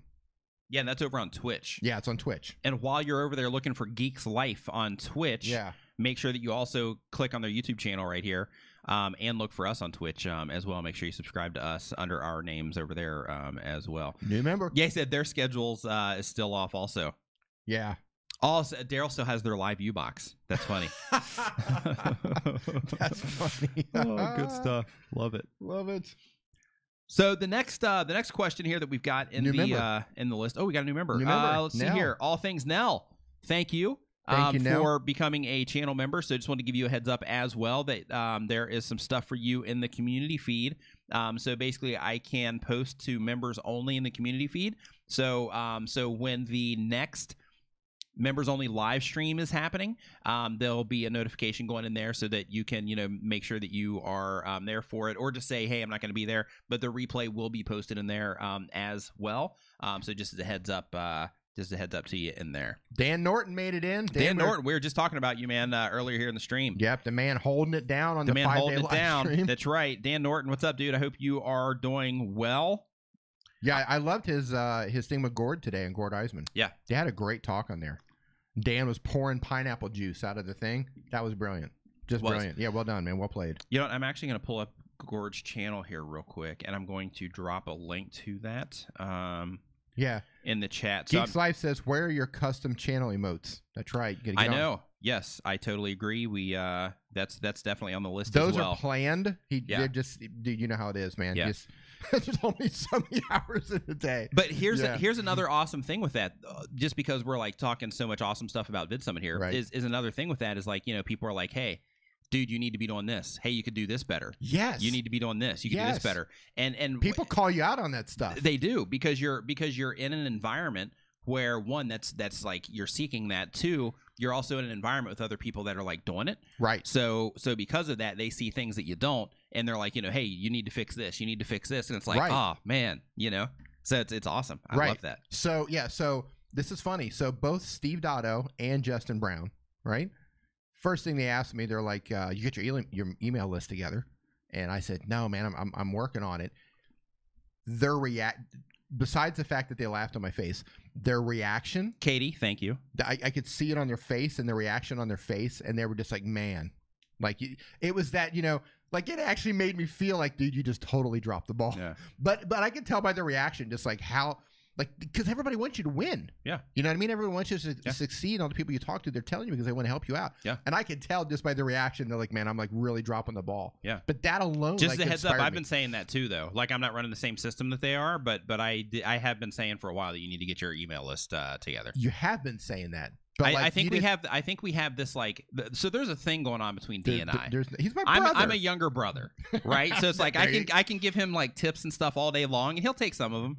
But other ones are just kind of like, you know, like, okay, yeah, okay, whatever. Yeah. Yeah, it's good stuff. No, sometimes you need to hear it from other people. Yeah. Like, you know, like you need, okay, for example, if he says something to me, of course I'm going to listen, right? Because he knows what he's talking about. But we talk so much and we talk about so many things and, you know, when we talk, that it's just, you know, you don't take it all in. Like, it doesn't all, like, you know, you got to do it. Sure. Right. But then when you talk to people that you haven't talked to before, and they and they're on top of their game too, and then they bring it up, they have no reason to bring it up. Right. So when they tell you that, starts resonating, like, okay, yeah, this is something that I need exactly. to. Yeah, I get it. And I had 2 people back to back within 24 hours. You know, just kind of like lay into me on that. Yeah. Justin really laid into me on it. Good. But I needed to, right? Because it motivated me to come back and get it together. Dave is trying to tag you right now. He's saying that you're not in the chat. Huh? He's trying to tag you right now, but he said you're not in the chat. Who says I'm not in the chat? David. Hold on. D isn't in the chat. Can't tag him. Yep. How weird. Why does it keep saying that? I don't know. I hear this problem. You can tag me. Other people are tagging me. So next up on the list is Gord Eisman saying, do live streams affect your channel positively or negatively given that they are so different than regular content? Do I recall Daryl Eves mentioned an idea to unlist streams at a point in time? What had just happened? Marcus, hey, D, you need an email list, bro. Right? Another one, right? Marcus says you need email. Did it. Yeah, he mentioned it too. Like Marcus is on top of his game. You know what I mean? Yeah, totally. Thanks, man. I'm on it. Dude, I'm on top of it. Yeah. Everybody starts sending D emails every day. Hey, D, how's that email list coming together? Yeah. Let's see here. Oh, yeah, Dan said that I was there for the Justin Brown, D Nim email convo, and the first thing D said was that Nick's been on him about it. Yeah, exactly. Yeah, okay. Dan was there. All right. Okay. Dan was there. So Dan was there for part 1, the first night. And it was awesome because Dan is part of their course. I guess he's bought a course or he's waiting to buy a course. I'm not sure where he's at along that process. But they were having the conversation about, you know, Justin sending him videos and that sort of thing. So to be able to see how Dan and Justin were having that conversation from both ends. Sure. That was fascinating. And then, you know, we actually carried on that conversation at breakfast when we went out to breakfast a couple of days later. You know, they kind of got the even more details of it. The details. The details. But yeah, Dan was there, man. That's nice. Yeah, so much information, man. Yeah. Like as I'm thinking about it, I'm getting worked up again. Yeah. It's like almost, it's like overload. Yeah. My little dinosaur brain like doesn't hold Especially a tired dinosaur on brain. to, it doesn't hold on to Beanie, we need a information. drawing of Dee's dinosaur brain. We do not need a look. I've already been memed to death. A little circle. I've been right? a little dot. I've been memed to death. I don't need that. So, Gord, to answer your question, I have not found on my channel specifically that live streams have a negative effect. I also haven't found it on anybody else's channels that it has a negative effect. However, that's anybody that I've directly worked with or that I have access to their channel. Now, there have been people saying that live streams do have a negative effect on their channels, and I'm not discounting that at all because, you know, each of our channels, it's kind of like its own entity, so to speak, and based on, you know, like basically when I go live in here, this chat, you know, it's you know, it's just cruising right along, tons of engagement, people come in and then they stay for like a decent period of time. So, you know, there's like a lot of, you know, positive stuff coming through the live stream as well. And that might be why it's not affecting my channel specifically, to whereas other people, they may not be having similar results from their live streams, which might cause theirs to be for it to be a negative on their channels, or they're also leaning on that replay as well. Now, with that said, like Geek's Life is in here. He's saying right now, he said that Daryl and Roberto both went off about saying that it kills your channel. Now, with that said, like I know with Daryl, he was running 24 hours, 7 days a week live streams on his, and I think that was kind of the angle that he was coming from. But on my channel specifically, that's the only one. Mine and actually 3 people that I have access to their channels are the only ones that I can say that it hasn't had a negative effect. I've actually found it to be the opposite on my channel. Yeah, like so I agree with Geek's Life. It depends on your audience. I think. So on my channel, like when I don't stream, I actually see a negative impact come from like basically I don't stream and then the numbers start to drop, or my streams aren't consistent, numbers start to drop. So so I find it kind of reverse on my channel specifically. To answer that question. You do it. How's it going, brother? Yeah. Nice to meet you there at Vid Summit. Well, Car Galaxy Studios, it's not just like that one was a test for sure, but it's also he also has a bunch of other channels, and some of his other channels he was also doing 24/7 live streams as well. Yeah, but his channel's already rebounding. Yeah.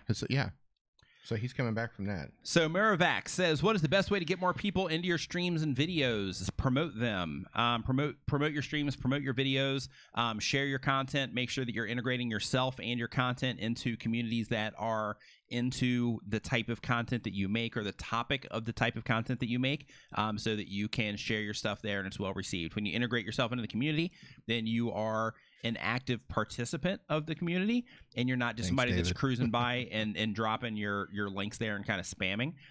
When you're actually an active participant, then you're somebody that people know there, and because of that, your content is more invited, so to speak, or it's better welcomed, I think is the word I'm looking for. I don't know, I'm having a hard time phrasing that one. Yeah. But basically it's more invited than it would be normally if you're just cruising through.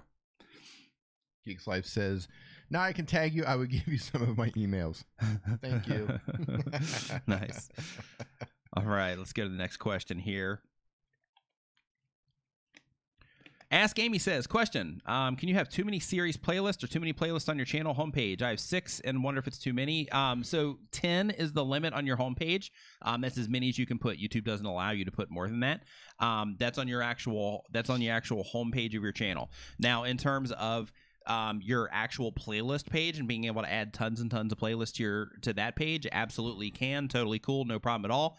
You cannot have too many series playlists, but what you can do when you're putting these together, keep in mind that each video can only be a part of one series playlist. It can be added to other playlists, but it can only be part of one series playlist. Marcus says, email list, the best way to get people to your stream. Couldn't resist. Right? Right. Yeah, and that's another thing, you know, that you can use some of this stuff for. Man. You know, like sending out email blasts, hey, we're getting ready to go live, and that kind of stuff. That's something that I'm also not doing, that I also need to make part of my workflow as well. If we could get our timing down to where we know for a fact that like every Saturday we're going to be live like without any delays, then I'd be more inclined to do that for sure. Yeah. Dicey Girl D3, have a wonderful rest of your day. Yep. Okay, next question is Canon World Tour. A black and white thumbnail could be a good idea among 100 colored ones, or do they have to be a very bad click-through rate? Or do they have a very bad click-through rate? Test it and see, because like if you're trying to rank your video next to something, you're trying to pull suggested traffic next to something, depending on the other stuff that you're being suggested next to, that black and white thumbnail might end up being okay. So test it. I almost used a black and white thumbnail on my last thumb. Did you? Second to last thumb, the one where Project Rush or Premiere Rush. Yeah. Which is pretty cool, by the way. How are you feeling about that? Okay, so yeah, for those of you who don't know, Adobe just released Adobe Premiere Rush. It's available on desktop and it's available for iOS currently. Fantastic editing app. I think it's really intuitive. It's easy to use. It's powerful. It's got lower thirds on there. It's got good tiling. It has audio controls, so you can EQ your audio if it's voice. You can make it sound better. It has noise reduction. Real quick, not to cut you off. Cut me off. Go for it. Come back to this, but Yep. real quick, I'm gonna lose it. Canon World Tour.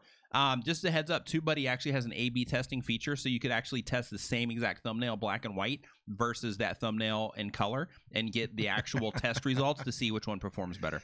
Neil's awesome. He says, don't forget to join the Discord. Link in the description below for that. And if you need help, Beanie Draws is there to help all. Nice. Oh. Okay, go ahead. Sorry. Adric Trumbull, today's my birthday. Happy birthday. We're working on something special for birthdays, by the way. Oh, yeah. For those of you who are watching, yeah, you know. It's coming. For those of you who are part of that at Vid Summit. The birthday song is coming. Yeah, the birthday song is on the way. He says, okay, I tried Rush, but I could not use it because of the big, thick bar on the ends of the clips, and that made my granular. Interesting. Yeah, I haven't noticed any problems with it yet. Okay, so here's the thing. If you're in the all apps subscription inside of Adobe, or you're already paying for the Premiere app standalone, you get Premiere Rush included. But if you want to buy it as a standalone, it's $9.99. I think that's too expensive. I think for a standalone app, because LumaFusion is like between $17 and $20 for a lifetime. Then you got KineMaster that's like $3 or $4 a month. Yeah. $5 a month. Filmora, that's cheap too. Yeah. $9.99 a month. Yeah. I just don't see it happening, man. Like it's if you're already in the Adobe family, yeah, it's great. Yeah. Yeah, but Social Media Examiner, Mike in the house. What is going on, man? Nice to see you in here as part of the live stream. Getting to see Nimin Live go down right here in real time. Yeah, Geekslice says it's $19.99 if you want to use it for Teams. Oh, nice. Yeah, it's just kind of priced. It is priced up. Hey, doing it with Jason, man. So next question in the list here, now that we have the Adobe Premiere Rush taken care of, is from SciTech387. Do you ever change your description and tags? I'm always careful with the metadata. I typically never change it. I remember Daryl Eves talking the messaging with the metadata can be bad, or messing with the metadata can be bad for the video. So basically, if you are going to mess with your metadata in your video, one thing that I recommend is that you look at the actual direction that the video is headed. So if you have a video that's been up for, like, let's say 3 months is kind of what I try to look for, 3 to 4 months. And if the video is still, climbing, you're accumulating watch time on it and everything is moving in a positive direction, personally, I leave those alone. However, if the video's been up there for a while, it had kind of its peak, it tried to go a little bit, and then it just kind of died out. In that case, then I'll go in and I'll try to, optimize things a little bit differently for the sake of YouTube possibly re-indexing that video, which can kind of help bring that video back to life. But keep in mind, even if you re-optimize that metadata, you want to think about it, and you want to think, okay, how I had this before, the expectation that people had when they were coming into and watching this video, that expectation that they had possibly made this video perform poorly, right? Because it's going to come down to the content. So you want to say, if I'm going to go through the trouble of re-optimizing this video, I'm going to change the title, the description, the tags, I'm going to put a new thumbnail in there. How can I frame this in a way that maybe will describe what this video is about a little bit better, so that when people do come in and they watch this video, that maybe the video will perform better and it will be seen as a better piece of content than it was before. So don't think of it in terms of, hey, I'm just going to optimize this stuff differently. Like, try to get like a wider view and think to yourself, okay, how can I do this in a way to where I can better match the expectations of the people that are coming into the video, to where it might help the actual content itself perform a little bit better as well.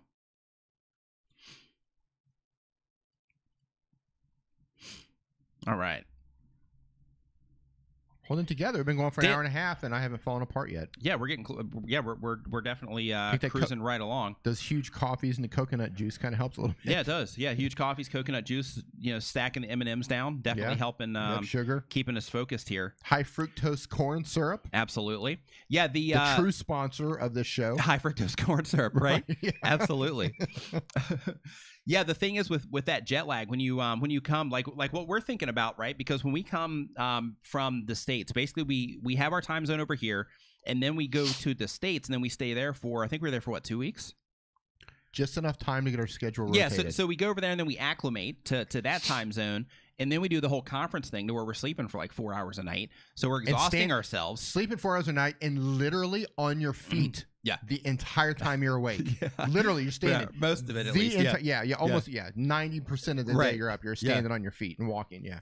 And then we come back, and you're then when eating we bad. come back, You're eating like crap. and eating bad, yeah. And then we come back just annihilated. Yeah, it's funny actually. You just get acclimated. Yeah. Then you wear yourself out. Then you got to hop on the plane, fly back, flip your schedule around a full 12 it's fun. hours.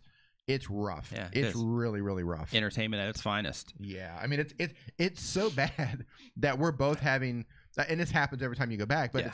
we're having situations to where like right in the middle of the day, like you're not fit to drive. Yeah, You know, yeah. it's not just that you're tired; your brain just literally shuts off. Mhm. I actually can tell you, today we were out driving in the old city, and I literally just like drove into the other lane. Oh my.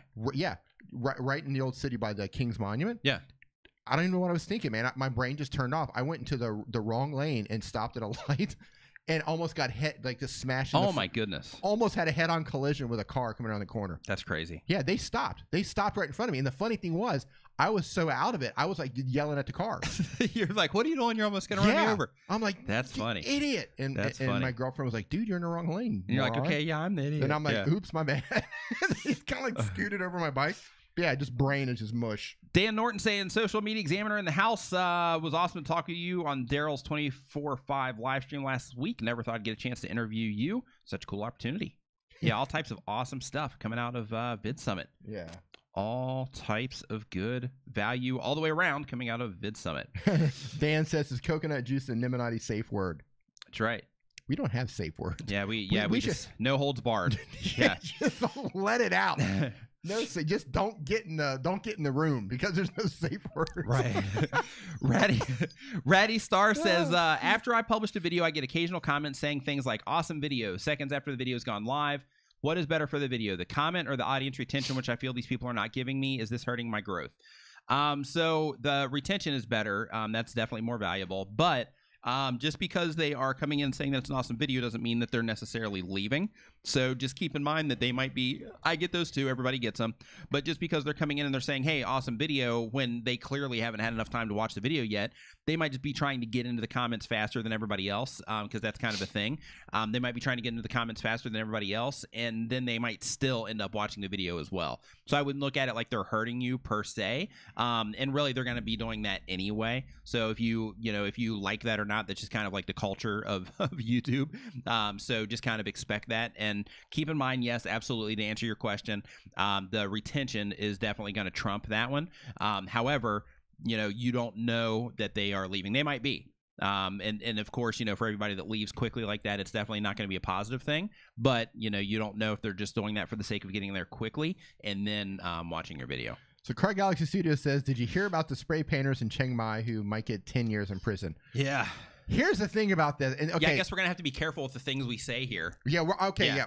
So because the laws here are kind of crazy. Yes, we got to be careful what we talk about. Yeah, Since so we're here's on the thing. Internet First and foremost, we are living under a military government here right now. They overthrew the government a handful of years ago. Mhm. They are not playing around right now. Yeah. They are not playing around. That being said, the media is saying, oh, they spray painted on this ancient wall. That is absolutely false. Yeah. That wall was built in the 1980s. Built in the 1980s. There are parts of that wall that are ancient, but like 99% of the wall is it's like modern brick. They just built it for like to make the city look good. The main gates. Yeah, the main gates is the corner stuff that's the old stuff, and then like the main gate areas, those are the ones that are that are They're updated. not ancient. They're not ancient. Yeah. So the media is completely distorting this. Yeah. But to give it reference, there was another guy who was caught last year, another foreigner. He was spray painting a wall about a mile away, and he was charged about $100 and let go. And the police are quoted as saying it's not a serious crime. These kids, these dummies, painted on a wall, which they shouldn't have done. That was a stupid thing to do. Yeah. Now they're facing 10 years in prison and probably just tens of thousands of dollars. So I don't know. Maybe they came out of it. Maybe they were like causing a scene. Maybe they started insulting people. I don't know. But yeah, their punishment on this is blown way out of proportion. It's like I said, last year, $100, not a serious crime. These kids are facing 10 years in prison. Who knows? But yeah, it was stupid. I mean, really, you go to another country and like spray paint on their walls. I know, right? Right? Yeah. If you were in not Singapore, high up on the best decisions list. Yeah, bad decision making.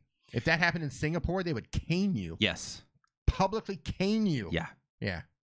I'm all for that. Yeah. Yeah. Right. Hey, let's take this to the street and then decide that way. Let's take it to the cane. Right? Seriously, who are you? You're gonna go to another country and spray paint on what looks like Beanie says, "Oh, so no Niven Live next week because D's gonna be in prison." That's funny. No.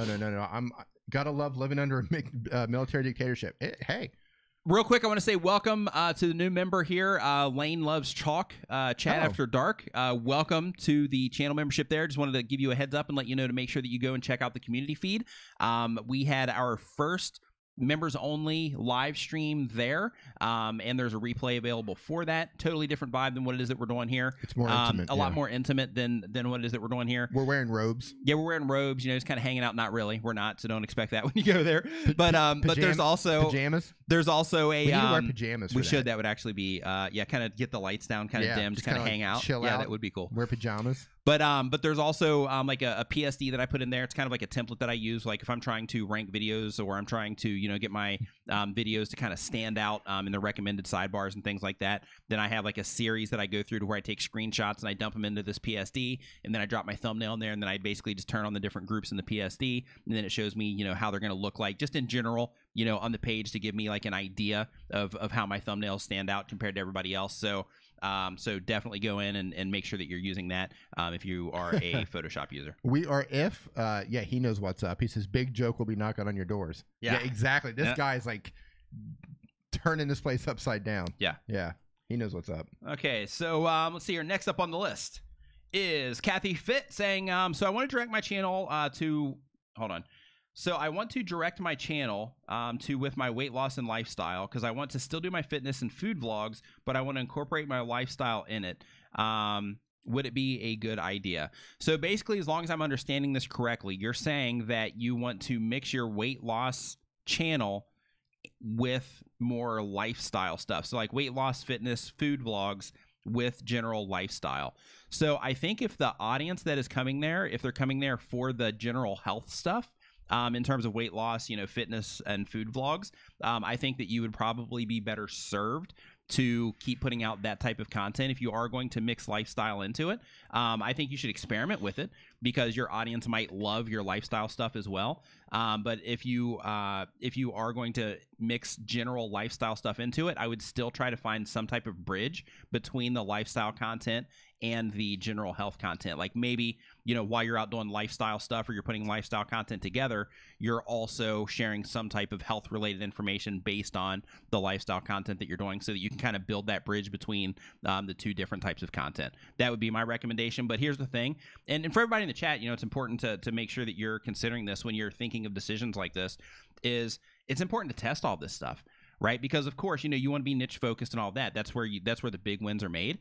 But it's also important to test it, because your audience might enjoy the lifestyle content if it's just on the outside of what it is that you're doing, but it's still there. Like if your audience is watching the health stuff because they like the health stuff, but they're also loving you, which is definitely a very awesome thing. Then when you do start putting out that lifestyle content, that makes it to where it's like, hey, they're also putting out this lifestyle content, and I love watching them in addition to the health stuff, so I'm also going to consume their lifestyle content as well, because it's still kind of right on the outside of the health stuff as well. So definitely experiment with it and see what kind of results that you get with it, and make your final decision based on that. But I would still try, if you can, I'm not sure the exact plans that you have for the lifestyle content, but if you can try to find a bridge between that lifestyle content and the health stuff, then I think that would really help make that a bigger success for you as far as dripping that lifestyle content in there. And we got another channel member, Life with Loey, coming in here right. as a channel member. So again, Welcome. just in case you weren't here, I want to say to make sure that you check out the community tab. That is where the stuff is for members there. I've got a PSD to help you look and see what your thumbnails look like compared to other people's thumbnails on the different pages on YouTube. And we also have the members only live stream that we did there. The replay is available, and that's where the notices are going to be put for when we are doing the future members only live streams as well. All right. Wow, Hybrid Steel did an 18-hour live stream with 2 hours of sleep. Holy moly. That's crazy. Like in a good way. Crazy. Cutting the caboose. I would have gone this year, but I've already done so much surgical tourism this year already. It would have been challenging. Yeah, so she's actually coming here in February, I believe. So Danielle will be here in February, D. And we just froze. We froze? Yep, we got you. Are we back? We're gonna be back in just a second. All right. Yeah, it looks like we're back on my end. Yeah, it looks like we are good. Looks like we're cruising right along. So yeah, she's gonna be here in February. So Cool. so that'll be cool. So we'll be going to hang out with her Looking forward to hanging out in with Danielle. Bangkok. Mm-hmm. Okay, let's see your face for Charlie's on today's understand. I just want to say that nothing good is going to come from hanging out with Danielle in Bangkok. I know, right? Right? Like that. Yeah. That just has like that has like Hangover, like the Hangover movie written all over it. Right. Right. Oh, good stuff. Okay, so let's see here. I'm going to hop into the questions here, and again, make sure if you have a question you want answered, make sure that you leave it in the form that's down in the description of this video, because we're hitting these, in the order that they come in. So next up on the list is the Happy Wheels 1 says, thanks for the help that you gave in your reply to my comment recently. But have you got any more tips for YouTubers that have been going at it for many years? What could I potentially be doing wrong? Would there be any playlist I could look at that could help me with this? Thanks. So if you've been on YouTube for many years and you're not getting the results that you are after, the very, very first thing that you should look at is you need to look and see how the people that are watching your videos are responding to the content that you're putting out, because YouTube is a responsive system. Okay. So basically, and just to put this in like direct reference, they tell you in the YouTube Creator Academy, which is free, and you should definitely, everybody in the chat should go through the YouTube Creator Academy. It's basically an instruction manual for YouTube. But in there, they tell you that instead of worrying about what the algorithm likes, think about what your audience likes, and if you make those videos and they watch, that the algorithm will follow. So basically, that's telling you YouTube is a responsive system. So if people are digging your stuff, they're clicking on your thumbnails, they're watching your videos, they're interacting with your content, then YouTube is more likely to promote them on the platform. However, if they are not clicking on your thumbnails and your titles, or they are, let's say they are clicking on your thumbs and titles, but once they get to your video, your audience retention is bad on those videos, then YouTube is going to basically just stop the promotion of those videos. So what you want to do in your case, if you're having trouble getting things rolling after that time, is you want to go into your analytics and you want to say, okay, now that I have this click-through data for my thumbnails, I need to look at that and I need to see exactly how people are responding to my thumbnails. And I also need to go into my audience retention reports, and this is where the real juice is. I need to go into my audience retention reports and I need to see how people are actually responding to my videos once they get there. So I'm guessing if you're having trouble getting things rolling, that you're probably not getting a very good response in terms of people watching your content. And what you're going to do is you're going to go into the new YouTube Studio Beta, and you're going to click on any of your recent videos, and you're going to see in there, you're going to click on reach. Hold on, tired here. While you're looking at that, Thank you. Fantastic Joe says that we need to get Metal for Breakfast in here. Yeah, that'd be fun. Dude, I just want to say that hanging out with that guy was so much fun. Mm-hmm. He's an awesome creator. I'm actually looking forward, and I said this live before, Metal for Breakfast and Method Box, Mm-hmm. like those two channels for me, like they're totally going to blow up, man. Like Yeah. they're just so creative. It's just a matter of time. Yeah. Just putting it in there. But yeah, dude, Metal, dude, that guy's awesome. Yeah. Yeah. Yeah, I hung out with him a little bit. Yeah, it's reach. It's or I'm sorry, right there on the overview, you'll see it, and then you also see it on the interest viewers, which is one over from reach, and you'll see your actual audience retention reports. And then what you want to look for there is you want to see the percentage viewed on that. You want to see how much watch time that you're getting, and you want to just look at and you want to see, okay, where are people actually dropping off when they're in Wait, there. Am I Like, pulling where up is your, it? Am I pulling No, up? Oh, no, okay. you're not. Okay.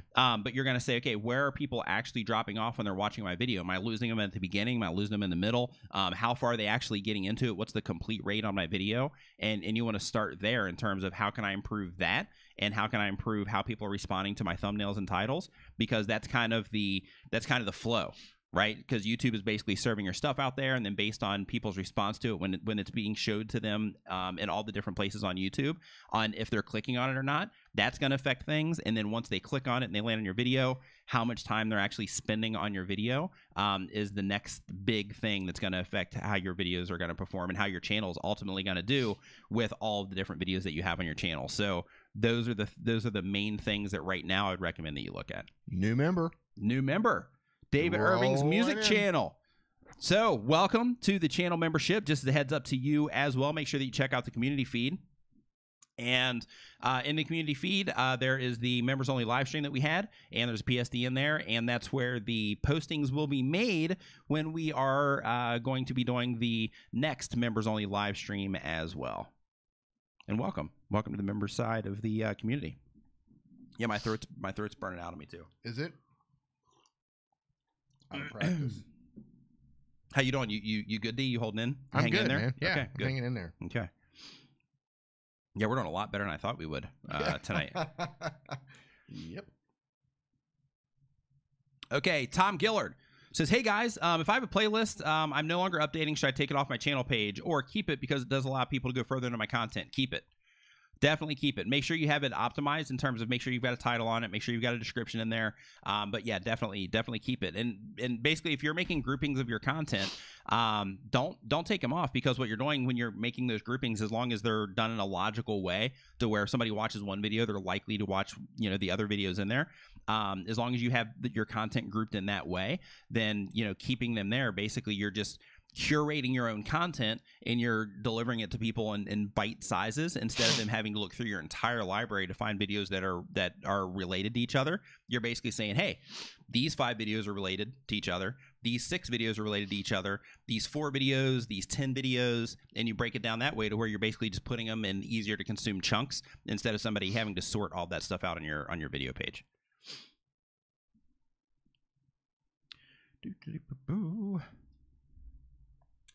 GC Grit. It's an interesting name. GC Grit. Love it.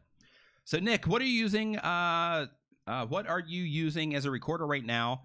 Are you using 2 or more cameras, and what button do you use to change the camera? So basically what we're using as the encoder right now is Streamlabs OBS, and what we use to switch the cameras is something called Stream Deck. Stream Deck is actually plugged in so that inside of the computer, that D actually can just click a button, and when he clicks those buttons, then it actually changes the different cameras and all of that. And for those of you who are not aware, my job here is mostly just to click buttons. Yes. That's kind of why he brought me on. It He's is. like, hey, I need somebody to click buttons. I'm That's like, exactly, hey. yeah. Like, I'm literally doing nothing at this time between like 8 p.m. to like 2 a.m. in the morning. Yeah. On Saturday. Yeah. Literally got nothing else going on in the entire world. I would love to come click buttons for you. Yep, and that's what he does. And that's what we're here. Yeah. Geeks Life drops 5 spots saying for tea and honey to help Nick's throat. I appreciate it. Oh, that's so sweet. Yep. Oh, thank you. Thank you. We appreciate that. Thank you so Thanks, much. David. Yeah, that's right. I'm on the button. Yep, he's on the button. I'm on the button. All right, next question here. What are if says I use Premiere Feature and it seems to have hurt my views. Is this possible, or is it just me? So what were you gonna say? We were just talking about that. Yeah. So in terms of a definitive answer to that, I don't have that answer for you yet. I'll have that answer for you soon. In terms of with me using it as I get it and other people using it that I have data access to.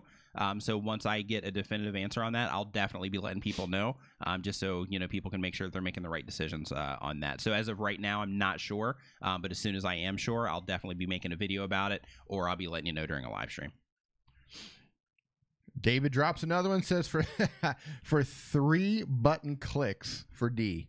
All right. You ready? Okay, here they go. 1, 2, or that's even like a different angle. Right? Like that angle doesn't come up much. Yeah, we should click to that angle a little bit more. And so it looks a little bit different. What else are we gonna pull in here? And what else are we pull in here. You can just click it again. When you click it again, that'll just take it back, and that'll give you another one. 3. Boom. We can have 3 clicks. Bonus click. Can we at least get a bonus click? Yeah. How about I show your screen? Can I show your screen right now? Sure. Go for it. And boom. Okay. There we go. Oh, look at that. Yeah, that's what I'm talking about. That and a Value. bonus click, Boom. right? That's all right. about value here on Nim and Live. Over-delivered. That's right. That's right. Yep. Promise 3, dropped in 4. That's right. 5 because 5. you actually took it back to this scene. You know, and we're going to keep it going because you're going to be switching that like the whole rest of the show. David, for you, I'm going to keep switching all night. Yep. How about that? I'm Yep. going to switch until this show ends. So Just for you. just for you, dude. Yep. Until it ends. Yep.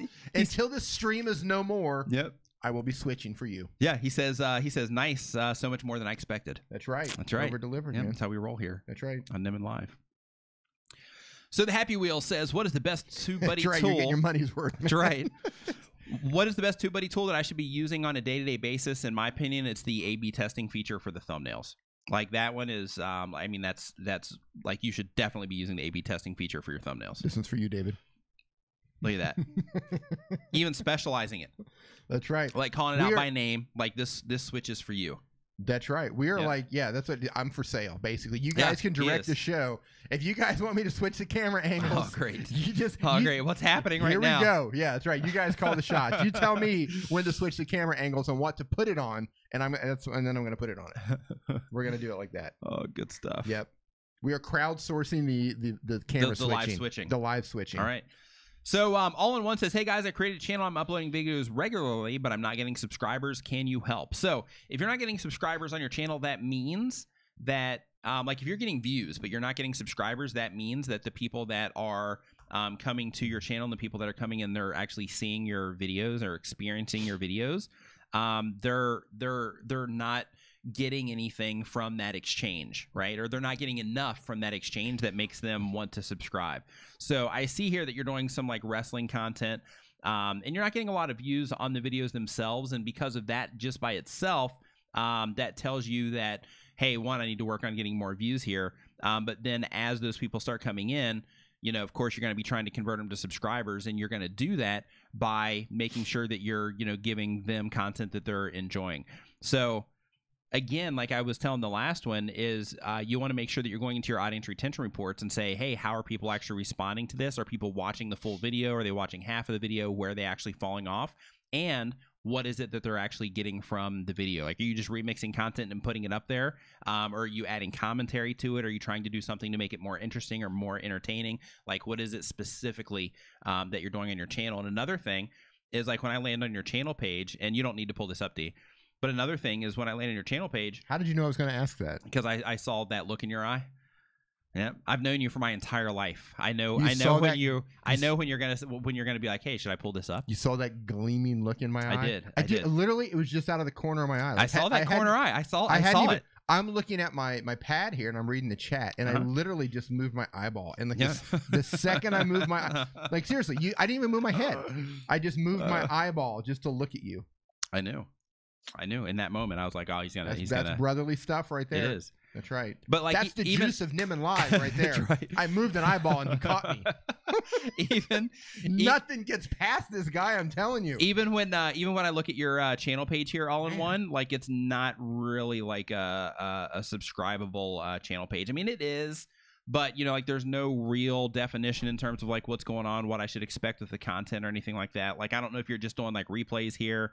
Like I have to basically dig in order to try to figure out what's going on your channel instead of it being obvious to me. Right. So MMA Pixel says you're reading me and analytics, right? He's looking at a channel. You're reading a channel. Mhm. You're on a channel, Yeah. and you still notice I moved an eye. How is that even? Right. How is that even possible?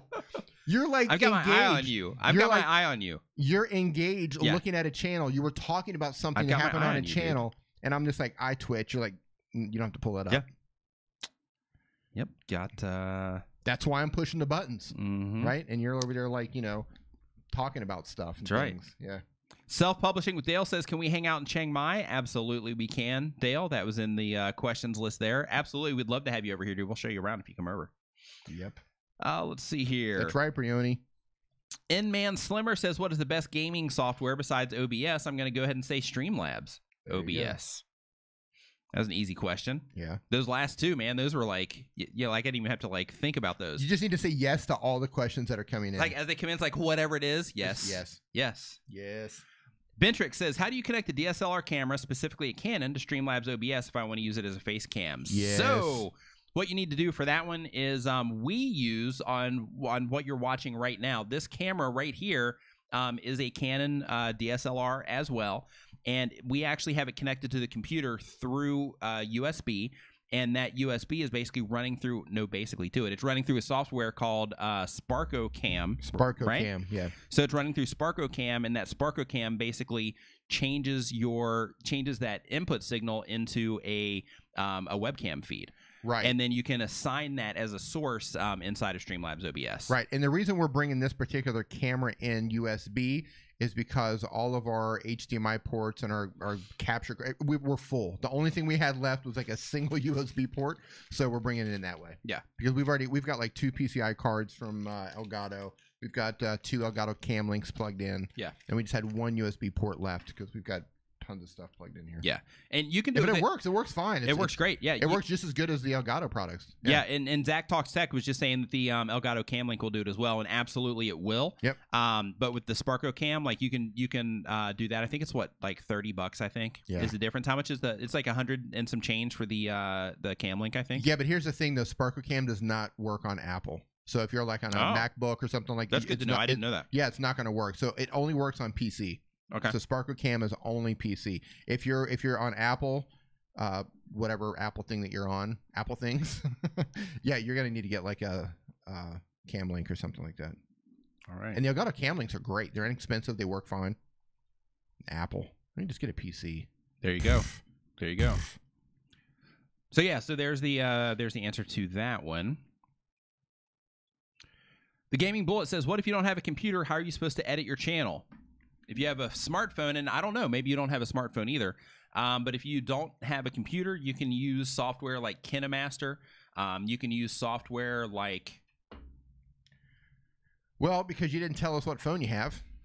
Yeah, or if they have a phone. But I'm going to give you a blanket statement here. Okay. KineMaster, Filmora Go.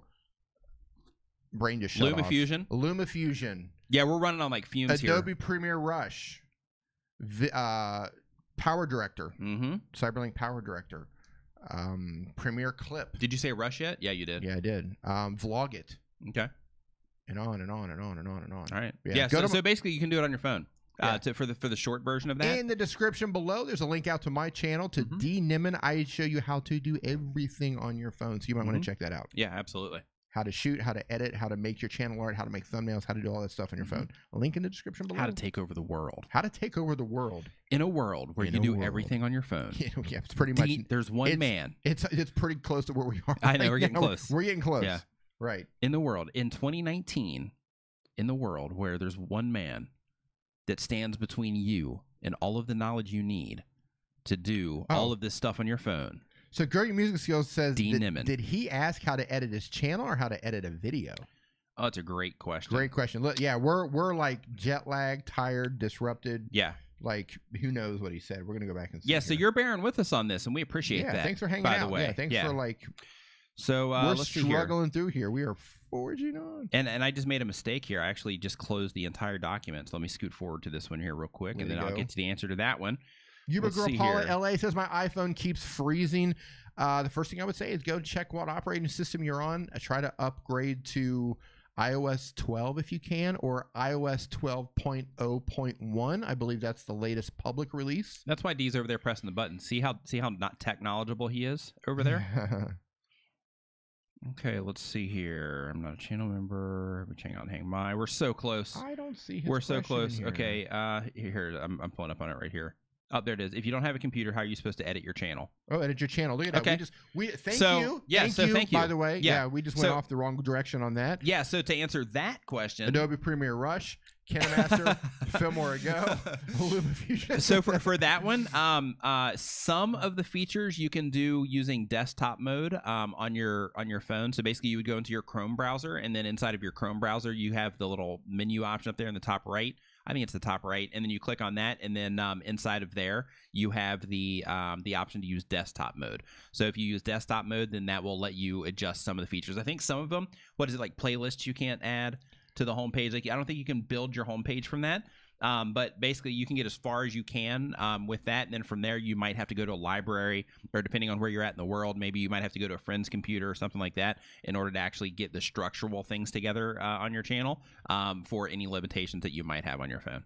Yeah, I want to say that my personal experience, there's a browser called Puffin, Puffin, that was shared to me from Grabster. Grabster, I don't know if you're in here or not.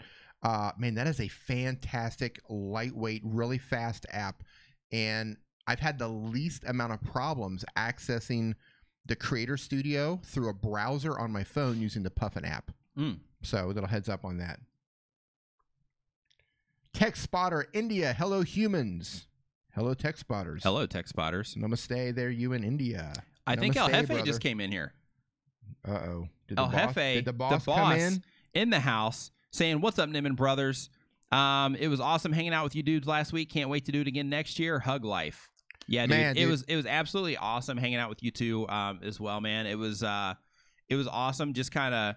We got the collab, man. That was awesome. Yeah. Last day, like last. Yeah, you did. At the last, like at the end of the whole thing. Yeah. And he was so patient, man. He kept saying we're gonna do this. I'm like, man, we were getting. Yeah, it was what, like 2 a.m. or something. Yeah, we're like like it was pulled late. in all directions, and you just like totally came through at the end, man. I appreciate you so much for doing that. Say hello to Paloma. Give her a big hug for me. Hope she's doing well. Hope you're doing well, brother. It was a pleasure meeting you. Actually, the whole Team Unfiltered crew, man. You guys are all rad. They are awesome hanging out with you guys. Sirzin Bean says, "Gotta go. Love the live stream. Thank you. We appreciate it. Glad you are enjoying your time here." So Puffin Rare Click says, "Sorry, can you say the name of the browser again?" It's Puffin, Puffin. And what does that do? You can use any browser you want, but I've tried accessing the Creator Studio on my phone through the browser viewer, right? A lot of the browsers have given me problems. They crash. They don't work as well. Puffin seems to work the best for me. Okay. I don't know if it's going to work on your device, but for me personally, it's worked really well. Okay. And for future reference, I think I'm going to go back to Gatorade.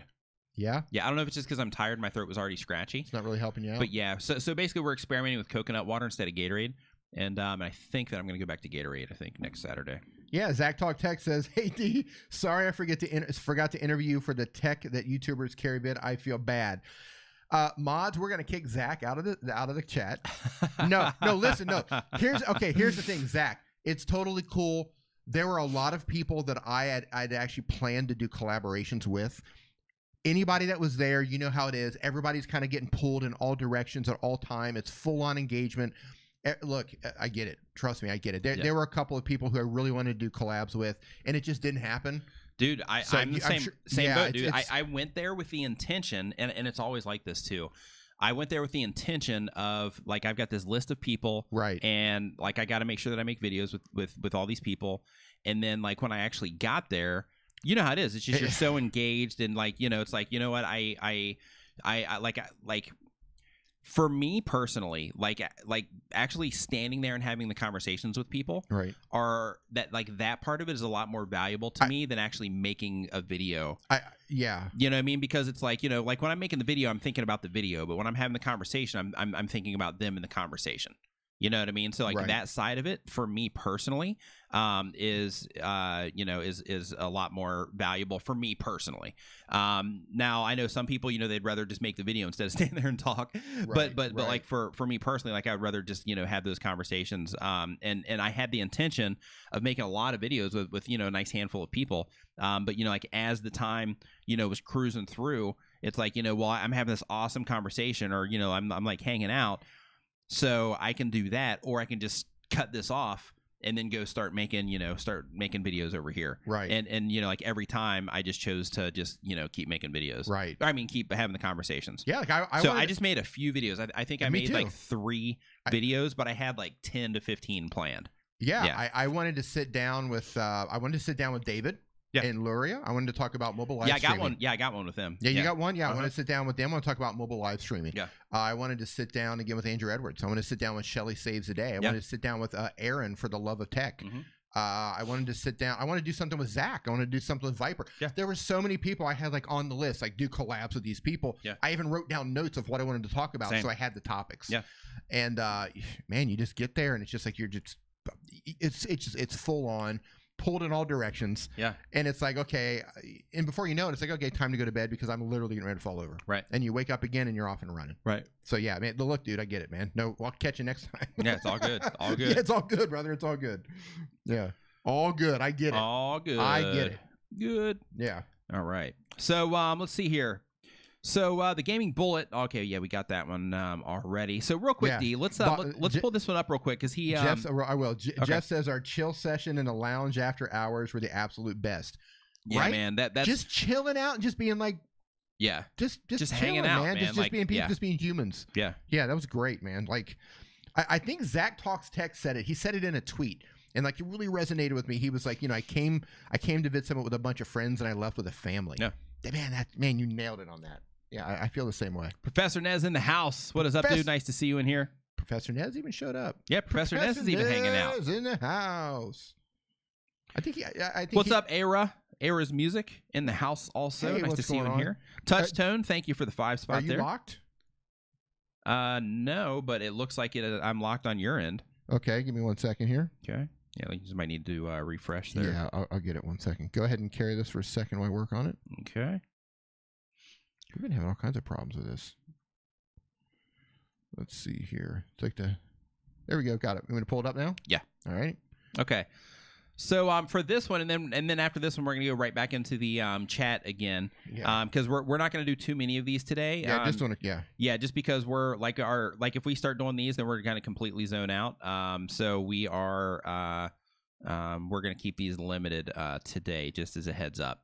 So basically, the first thing, really quick, on your channel, a few things I'd recommend right here, just at a first glance, is right out of the gate, your channel art is not mobile friendly. You're going to be getting cut off on a mobile device like around here and here. Yeah. So in terms of best practices, right out of the gate, you've got some corrections to make there. In addition to that, yes, you have Evader knives on here, but I don't know exactly what it is that you're doing. So let's say that I watched one of your videos and then I come and I land here on your channel page. I'm not sure at a glance what it is that you're doing. So let's say that I watched one video, and that video you were doing a specific thing, and then I land here. Now my next action that I have to take is I have to figure out if that video that I just watched, if you have more videos like that, or if that was just a one-off video, or like exactly what's going on in your channel, so that I can make that decision on if I want to subscribe or not. Okay. So what I would recommend to you, Dave, is to, 1, fix it on a mobile. 2 is when you are fixing it on the mobile, bring your channel name in, right? So that your channel name is there, but also put down here exactly what it is that you're offering on your channel. So one thing that I like to tell people is, in terms of like communicating the value that you're bringing on your channel, is say, okay, I'm going to take all of this stuff that I do on my channel, or I'm going to take the what my channel is about, I'm going to condense it down into one sentence or one phrase, and I'm going to put that here as the thing that I offer on my channel. So those are the first 2 things I would recommend that you do. In addition to that, instead of having this here, because you're a personality, right? You're doing something with knives here, from what I can tell, with your channel name and everything. But your personality behind this, I would actually put your picture here instead of having this. And the reason for that is, even though your channel name does say that it's knives, this right here as the human basically will help separate you from all of the gaming channels out there that are using just basic logos like this, okay, where they're not on camera.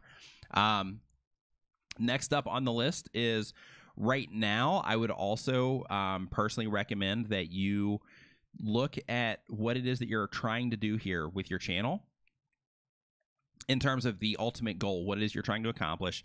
And then I would reconsider what you're doing over here as well. So like, as an example, if you're trying to send traffic to your website, that's cool. Leave that there. If you're trying to generate money from it, in terms of people donating to you or joining your Patreon, then of course, send people to Patreon. But the other things like your Facebook and your Instagram and all of that, personally, I wouldn't send them off there just yet. Of course, you want to grow these independently as well. But right now, if you're trying to grow your YouTube channel, then I would focus your YouTube audience on YouTube. And instead of trying to send them to these other social media platforms, I would think the long game, what is it I'm trying to accomplish, and I would send them, like, let's say that you're trying to accomplish getting them to your website so you can get them on your email list as an example.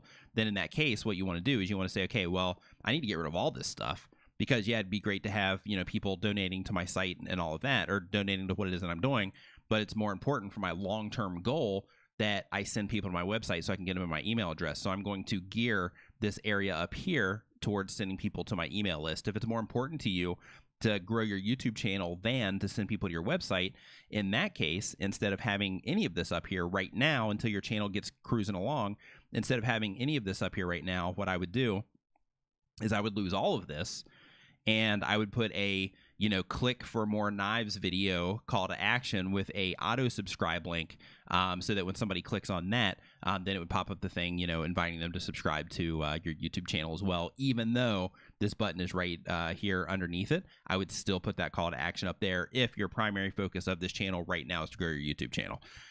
In addition to that, another tip that I have for you is right here. You just have a handful of videos on your channel page. I'm going to guess that you have more videos than that. Let's double check. Okay. Aria Music, congratulations. Finally hit your 100 subscriber mark. Go claim that custom URL. Yeah, nice. Congratulations. So yeah, so when I look at your channel, I see you have tons and tons and tons of content, right?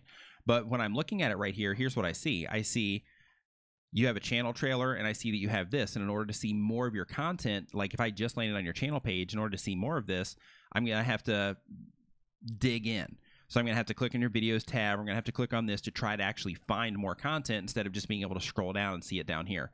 And now keep in mind, I'm explaining this in terms of how I use YouTube. I go to YouTube, land on a channel page, scroll down to see what they have to offer, right? But what you want to do is you want to build all this stuff out so that no matter how somebody likes to use YouTube, your channel still makes sense to them. So if they use YouTube like I do, and they land on the channel page and they scroll down, then they have more videos that are organized in the playlist there where they can say, okay, this is what it is they offer. If there's somebody that just goes straight to the video tab to see what you have, then they click on the video tab, and you've already got that covered. Same with your playlist and so on. So the very next thing that I would do after you get your channel art and your profile picture together and you get this area over here together is I would get more of your content on your channel page. And then from there, like, I can keep going on this, but those would be the main things I'd focus on right now. And then from there, I would definitely start working on your thumbnails, because your thumbnails, you know, some of the text that you're using is really difficult to read. You have a lot of text on some of these thumbnails. There's no real focus in terms of, you know, specific text that you're trying to focus people on. So I would get that stuff together as well. But for now, just get those other things that I mentioned together in terms of just the basic best practice part of making it easy for people to find more of your content and easy to understand what it is that you're offering on your channel. All right. Okay, so next up in the questions list, and if anybody has any questions about any of that stuff that I just rattled on about, definitely you know, let me know in the chat here, and we will. Shannon Vlogs made it in. Shannon, what is up? Nice to see you in here as well. Dave, my pleasure, man. Hope you got some value there out of that. Excited to see what you come up with. Let's see here. Dragon Gaming HD hit 25 subscribers today. Congratulations. So Shannon's a mod now, huh? Uh-huh. Uh-huh. Yep, Shannon is now a Shannon is a mod. Shannon's a mod. Uh-huh. Roger, what's up, man? Expert plumber in the house. Nice to see you in here. Roger, what is going on, brother? It was a pleasure to meet you, man. Yeah, we were actually talking. So we were talking about like, we were on the way back, and my brother's like, you know, I really like Roger, the expert plumber guy. I do, man. You were cool. Yeah. Yeah. So it was funny because we just kept passing each other too. Yeah. It's like, I'm glad we actually got to connect that downtime, that late night one time, because like, that was like the last day. That was like the last night, right? Like the last like 30 minutes of the last night. Yeah, we just like talked for like maybe 20 minutes or so, but that was awesome. But we were always going like the opposite direction. Like, he's coming down the escalator, I'm going up the escalator. He's walking this way. We always get those fist bumps as you go by. Yeah. You know, like, yeah, man. I'm really looking forward to see what you're doing. So Roger, the expert plumber, here's the thing. I just want to say, I think it's amazing what you're doing here. Like, you're not just taking the knowledge and saying, I'm just going to like make my channel. This is part of why he was thinking that you were awesome, what we were talking about on the way over here. Right. So you could take the information, just say, I'm just going to build up my channel and just be the expert plumber. what Roger's doing is Roger's taking this information and he's seeing it as an opportunity to educate and to help all plumbers everywhere. He wants to be like, you know, the educator, I guess, Roger, correct me if I'm not sure exactly, you know, how to word that, but you want to take that information to help all plumbers instead of taking that information and just kind of like holding it in for yourself to better your business. You're trying to help everyone with what you're doing, man. And I just think that selfless thing, man. Like, I just think that's awesome. It's awesome. You know what I mean? Like, like that's, to me, like that's the essence of like the whole Vid Summit thing. It's just like meeting everybody that's trying to help people out. You know, people adding value to other people's lives, trying to make an impact, trying to change the world one person at a time. You know, So, dude, fist bumps and high fives, high fives and fist bumps and hugs, brother. Hugs for that. Yeah. And I hope and high five Will for me. Yep. Yeah. So let's see here. So Dan, Creator Fundamentals in the house. What is up, man? Nice to see you in here as well. Dan. Let's see here. Shannon Vlogs. Did you watch my latest uploads? So Shannon's a mod, huh? Mm-hmm. Shannon's a mod. She is. She is. Okay, let's Somebody see dropped here. a super chat looking for a channel review. Hold on here. I lost him though. The chat is way gone. You're gonna have to pull him up. Okay, I'm scrolling up right now. Yeah, so Dan and I had a funny moment. This was great. So we got together on the last night, and it was. Do me a favor and put up that super chat thing too, just so we don't have more. Yeah, we are not coming taking in. any more super chats, guys. Yeah, I mean, no more. nope. no more for the channel for looking at channels. Yeah, no more for looking at channels. So anything after this is just to support the cause. So Dan and I finally got together for a collab, and it was late night on the last night, and we got the giggles. we were both sleep deprived, and we were trying to get through the video, and man, just hysterical laughing. Just hysterical. Yeah. Dan, man, I really wish you would put some of that up somewhere, or just give it to me, or put it on Twitter, put it somewhere. IGTV, put it somewhere.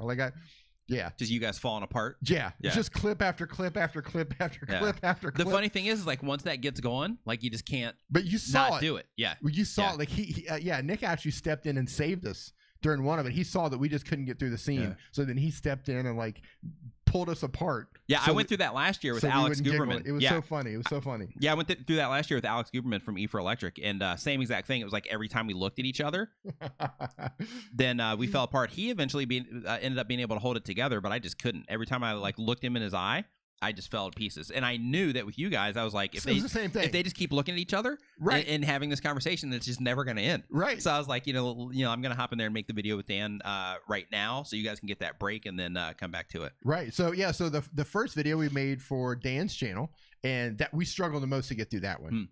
And then we came back around and we did a video for my channel, and we made it through the whole video. And I don't even know how that happened.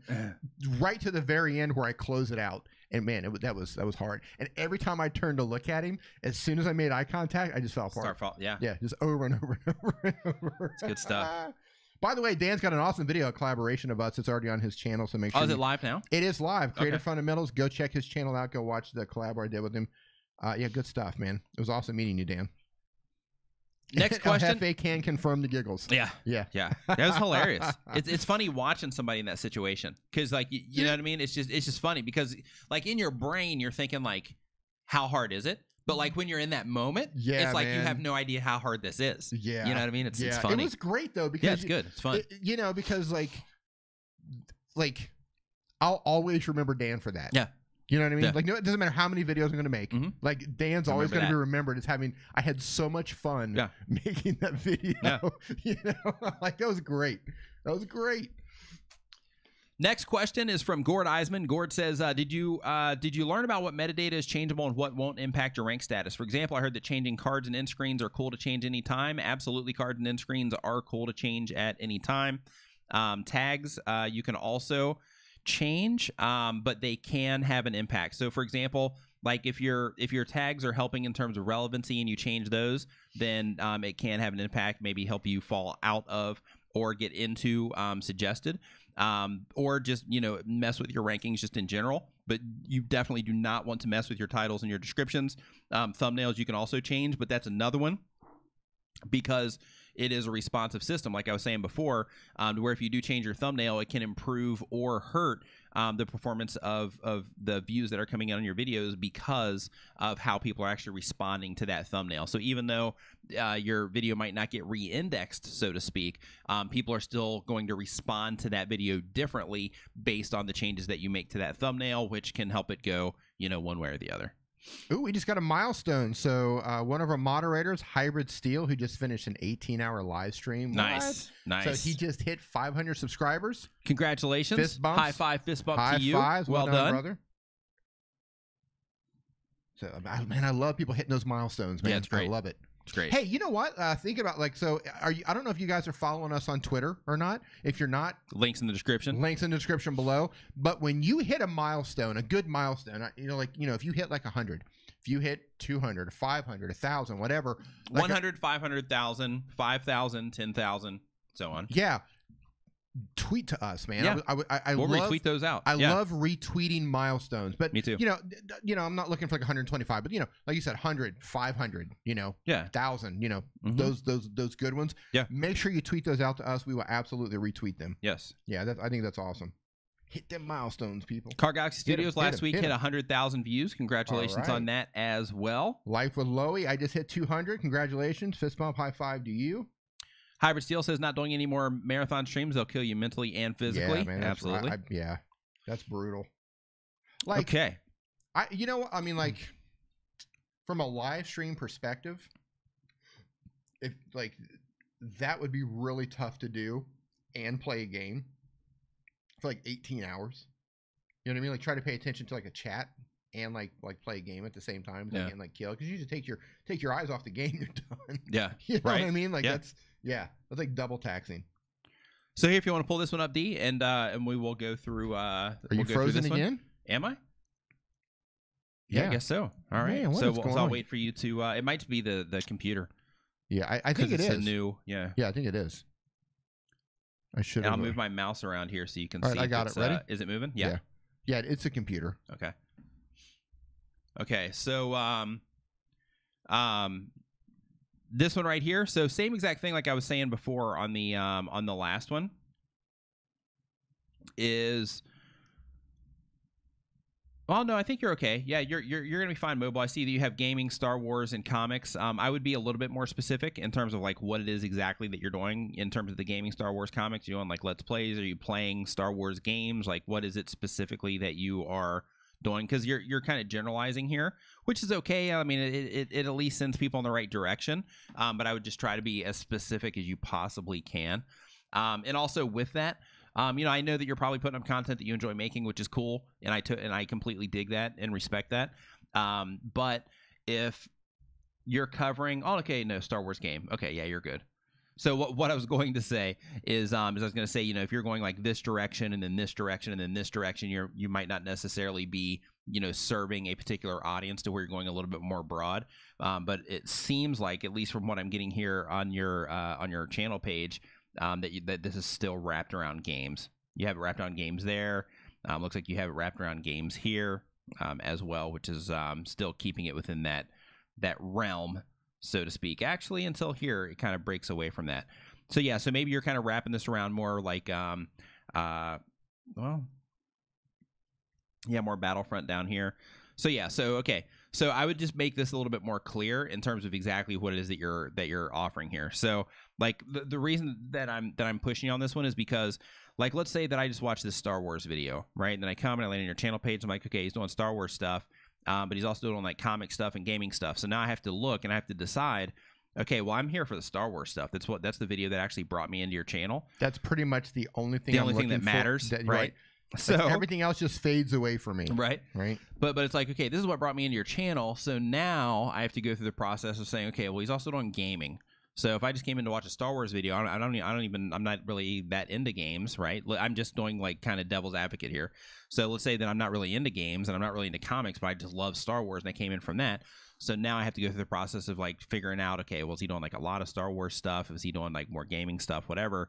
And really, people aren't really that dedicated in terms of trying to figure that out. So what I would do is I would try to just be a little bit more clear on exactly what it is that you're offering. And because you are offering the different things, I would find the things that are performing the best for you and I would try to make more of that. Pause so 1 that second. you're serving that audience. Life with Loey. Go to canva.com. They have templates for that. I've got a video on my channel to show you how to do it on a phone. There's probably plenty of people that can show you how to do it on a PC. I'm not sure which one you're on, but canva.com is a free resource, or you can use the Canva app to build your channel headers with. So go ahead. Okay. Sorry to interrupt you. Sorry. I just wanted to grab that while I had it in my head because it was going to disappear fast. Sure. Yeah. By the I way, get it. I just want to mention that so I went and got a Thai massage today, Yeah. and it was in the afternoon. I went in. I'm so tired. I'm going with my girlfriend. I don't know why I'm talking about this actually, and no, because I hurt actually. So it was a male masseuse, and he was a skinny Thai guy, Mhm. right? Like you didn't think this guy would be strong at all. He was like really kind of like this guy needs to be eating some Big Macs skinny, right? Yeah. This guy, I'm hurting all over. Hmm. He was literally, I had a grown man walking on my back. Hmm. Skinny grown man, but he Yeah. was a grown man walking on my back. He actually put his toes like back on my spine and was like jumping on my Yeah. back, and he like popped every. I'm probably gonna end up in the hospital, but he like popped every vertebrae, like going all the way down. Yeah. And So man, what you're I'm saying? like, So what you're saying is he was a lot stronger than you expected. yeah, what I'm saying is like my neck, like I feel great, but like wow, I'm sore. Mm. Like as you're talking, I'm like touching the back of my neck, and I'm thinking, boy, I feel like I got like. Have you ever ridden Some a hurt. mechanical bull? Twice. Twice. You did. They used to have one.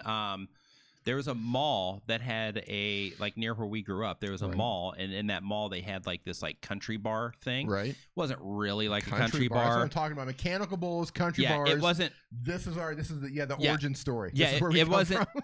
Don't get me wrong. It Hashtag wasn't. Gillies. Yeah, Right. Yeah, it wasn't like a Gillies. Yeah, it definitely Right. wasn't that. It Urban wasn't like cowboy, John Travolta. Right there, we're there. Yeah, cowboy hats. It wasn't like a Pickup trucks, one gun of racks those. in the back. It was Yeah. like a suburban like country bar where we're gonna like line dance and pretend like we're in a country bar. Kinda Country like bar. a fake country bar. Kinda. Kind of Yeah. like we're gonna be hip and have a country bar. Yeah. Okay. But you know, I was in there. You know what I mean? So I'm not saying that those are bad people. You You know, think- because were I you was in there too. Were you but wearing boots? no, Okay. I wasn't. But they Cowboy hat? had one in there. So How yeah. long did you make it? It wasn't long. Just like a handful of seconds. So I feel like I was. Yeah. Uh-oh. Did we just lose something? We may have lost Oh, everything. okay, no, we're there. Woo. Okay. Woo. I feel like I got thrown off a mechanical bull Okay. and like landed upside down on my neck. Okay. All right. Yeah. Because that happened. Now I before. just made up that entire story. I haven't really Did you ridden a really? mechanical bull. So they did have one. And Okay, they, well, I literally got most of thrown- that scenario was legit, but I didn't ride it. I was just kidding. Yeah, I rode a mechanical bull in Colombia, actually, in Nice. Cartagena, Colombia. His And- stories are always so much cooler than mine. And like I- I had to make that up, and he's got like a legit one. And it's not that he just rode a bull; it's that he rode a bull in like some like exotic location. Yeah, yeah, Love well, it. yeah. So yeah. Anyway, I got thrown off of this mechanical bull. So what we were doing is like we were like paying the person, Colombia, right?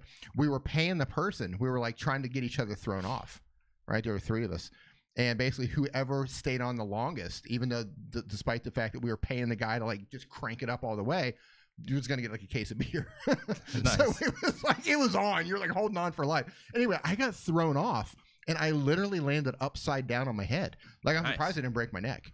But like this is exactly the pain that like I felt. Okay, Man, so I just so went off on a tangent. you there. did. So with that, we have a request Wow. here. So Zach is Wow. Sorry about that. Zach.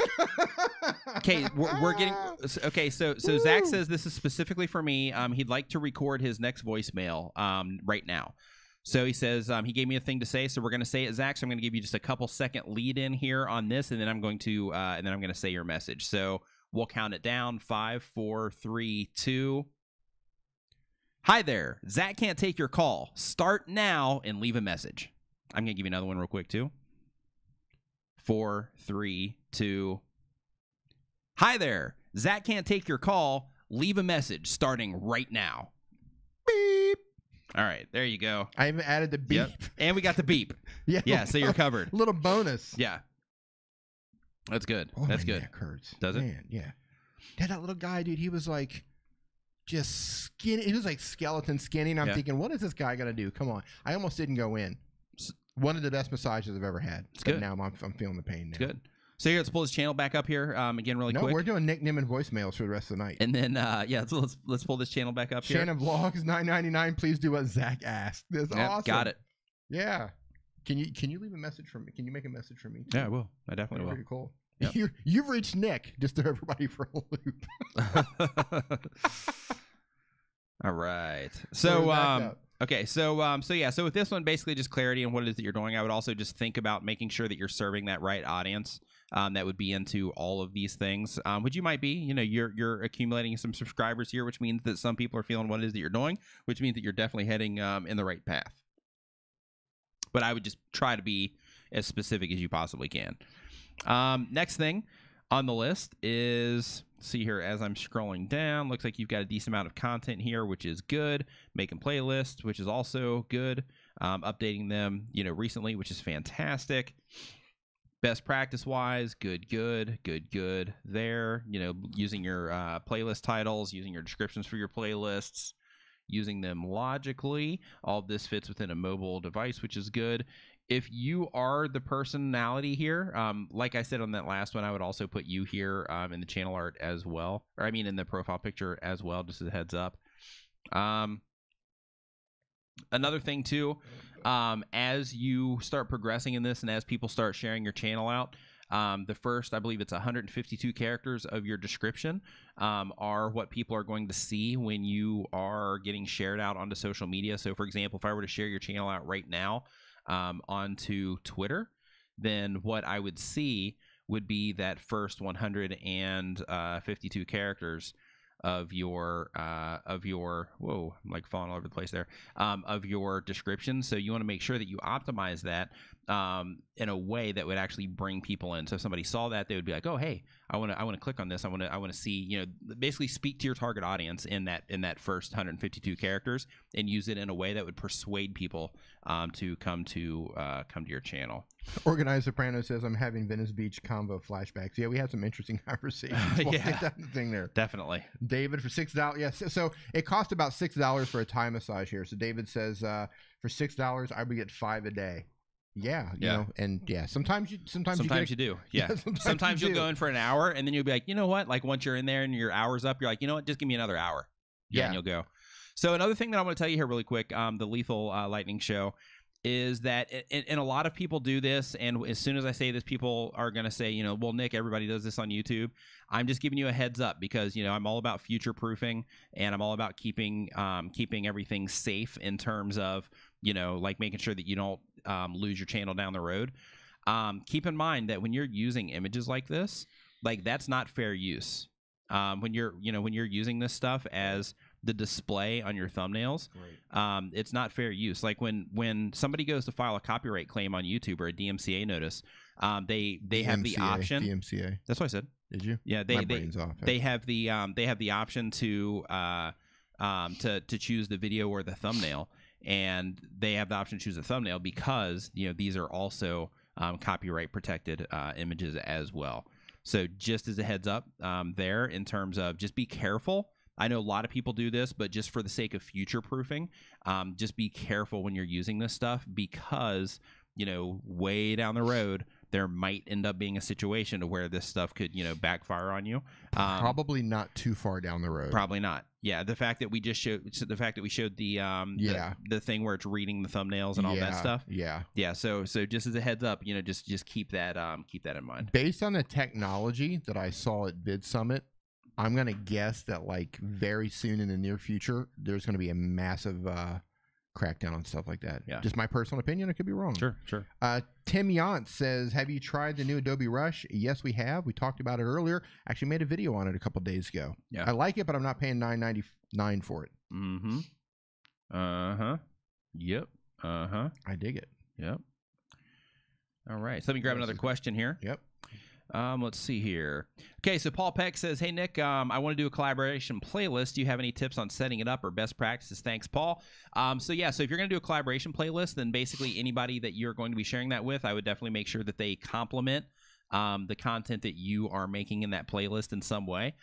So like as an example, in your specific case, you could do a playlist that is just on, drywall to where you're also collaborating with other people that are in the drywall space, or you could make like a massive like home improvement playlist to where, you know, you're adding videos from other creators in there, you're adding your stuff in there, and then you have the people that you trust, you know, your friends on YouTube, to where, you know, maybe they happen to be, maybe they happen to do the ventilation, or they happen to do plumbing, or, you know, something like that, to where as they are putting stuff up as well, they can also click to go into that general home improvement playlist. So you can be creative with it, but in terms of like best practices, I would just try to make sure that it's relevant to you in some way, because it wouldn't make much sense. As an example, like let's say that we did one, it wouldn't make much sense because, you know, the people that are going in and watching the drywall stuff, they might not even be on YouTube, as an example. So I would just think it through that way. But in terms of best practices, just make it relevant. And of course, you want to make sure that you put your description and your title in there as well. Something that would be searchable. Geezer Skate Company, yes, those What's up, man? massages Nice to can see you in here. sometimes hurt. Yes, Yeah. they can. Absolutely, they can. I've been binge watching your videos, by the way. It's good. There's some good stuff on there. It's good. So Larner's Nation says, I'm using AI voice for my existing and upcoming videos. Is this a bad idea for YouTube channel? No, there's actually some YouTube channels that actually do really, really well using that same exact thing. So no, as long as you're putting your videos together in a way that people are responding to, and you'll be able to see that in your audience retention reports, then there's nothing wrong with that at all. So Nate Murphy says, hey, Nick, I've tried many editing apps. What's the best for Android? I'm not being able to edit slows down my video uploads. What was he the asked question? you, man. He what asked was it? you. What was it? He says, hey, Nick, I've tried so many editing apps. What is the best for Android? Yeah, I would lean on KineMaster. I would lean on Power Director, I guess. LumaFusion, I guess. Is that Android? Nope. LumaFusion's iOS. iOS only. Yeah. Filmora Go is Android. Yeah, Filmora. Yeah, but yeah. So those would be Power Director, Those get you KineMaster, started. Filmora Go. One of those is going to work for you. Yeah, and with all those, you know, it's also good to like, you know, just put in all of them and then just kind of play with them and see which one you know seems to work best for you. Because I might like KineMaster, to where, you know, somebody else might think that, you know, Filmora Go is easier to use, or I might like Filmora Go, and then somebody's like, hey, I like KineMaster, it's easier to use, right? Yeah, it's just what feels good. I'm all about how stuff feels. Me too. The experience, you know, and just how it makes sense to your brain. Yeah. That's one thing I really like about Rush. I'm just not going to pay for that. Yeah. I mean, you know, if Adobe wants to give it to me, I'll use it. Sure. But I'm not going to pay for it. Sure. Divide and Conquer says, how long should you make videos for the YouTube algorithm? Is the recommended time still 10 minutes? Also, keep up the work, Nick and D. Love your channel. Hey, love your channel, D. So he doesn't love my channel. He loves your channel. That's right. So that's good. Boom. So yeah, so get some fist bump love. So in terms of the actual recommended time, you know, again, it's important to look into your audience retention. Of course, you know, having videos that are, you know, relatively longer so that you can, you know, get the watch time love, so to speak. That definitely makes sense. But at the same time, you also want to respect the viewers in terms of that exchange that I was talking about earlier. You know, they're watching your content, so you don't want to just waste their time for the sake of wasting their time for, you know, the algorithm. So if the video needs to be 7 minutes, or it should be 7 minutes, make it 7 minutes. I'm a real big believer in that. If it needs to be 15 minutes, make it 15 minutes, you know. Make it as long as it has to be. Make it as long as it needs to be, right. So some of the data that Rob shared in terms of like that blanket testing that they did, are you interested in hearing that? Yeah, go for it. So they tested 50,000 sites. The average preferred upload length was, let me pull this up here. The top performing average performance was 12 to 15 minutes long. Interesting. Again, this is just a general test over 50,000 sites. Your niche could be totally different. Right. But that's just, you know, just it used to be around 10 minutes, wasn't it? Or? It used to be 7 to 12. 7 to 12, yeah. But yeah, they started to get a rise around 9 minutes. Yeah, you can see it right there. You can check that out. Yeah, I think you. Did I send you that? Yeah, that's interesting. So Midnight Madness 4x4 says, I never knew what you said. Out tags about out tags. I'm not sure what that is. Say that again, man. I'm not sure what you're trying to say there. Midnight Madness 4x4. SSG Android Tutorial says, hey Nick, what do you think I should do for a vlog that I recorded? Do you think I should post it? Yeah, post it.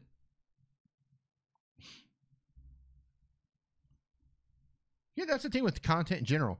Look, you just got to get going. You just got to get your content out there. Yeah. Don't worry about do you think I should do this, or wonder what people are going to think? They're going to, I mean, you're going to find out. Just start putting it out there. And you might be surprised. You might think like, oh my gosh, I can't believe I'm even putting this out there. I can't even believe I'm hitting the publish button on this. And then, 6 months later, people are like, wow, this is great. I love your stuff. You're amazing. Or a week later, that first video, hey, wow, I just ran across your video. I love it. It's amazing. Right? To where you're thinking like, oh my gosh, I can't even believe I'm putting this out there. I've had a couple of videos that I almost didn't even publish, and they ended up being some of my best in terms of watch time. Crazy how that works. So, yeah. I mean, don't get caught up. I almost didn't even come on YouTube. Right? Really? Yeah. How weird is that? Yeah. Right? Mm-hmm. Yeah. Like, okay, it's easy to like blow your own head. It is. Right?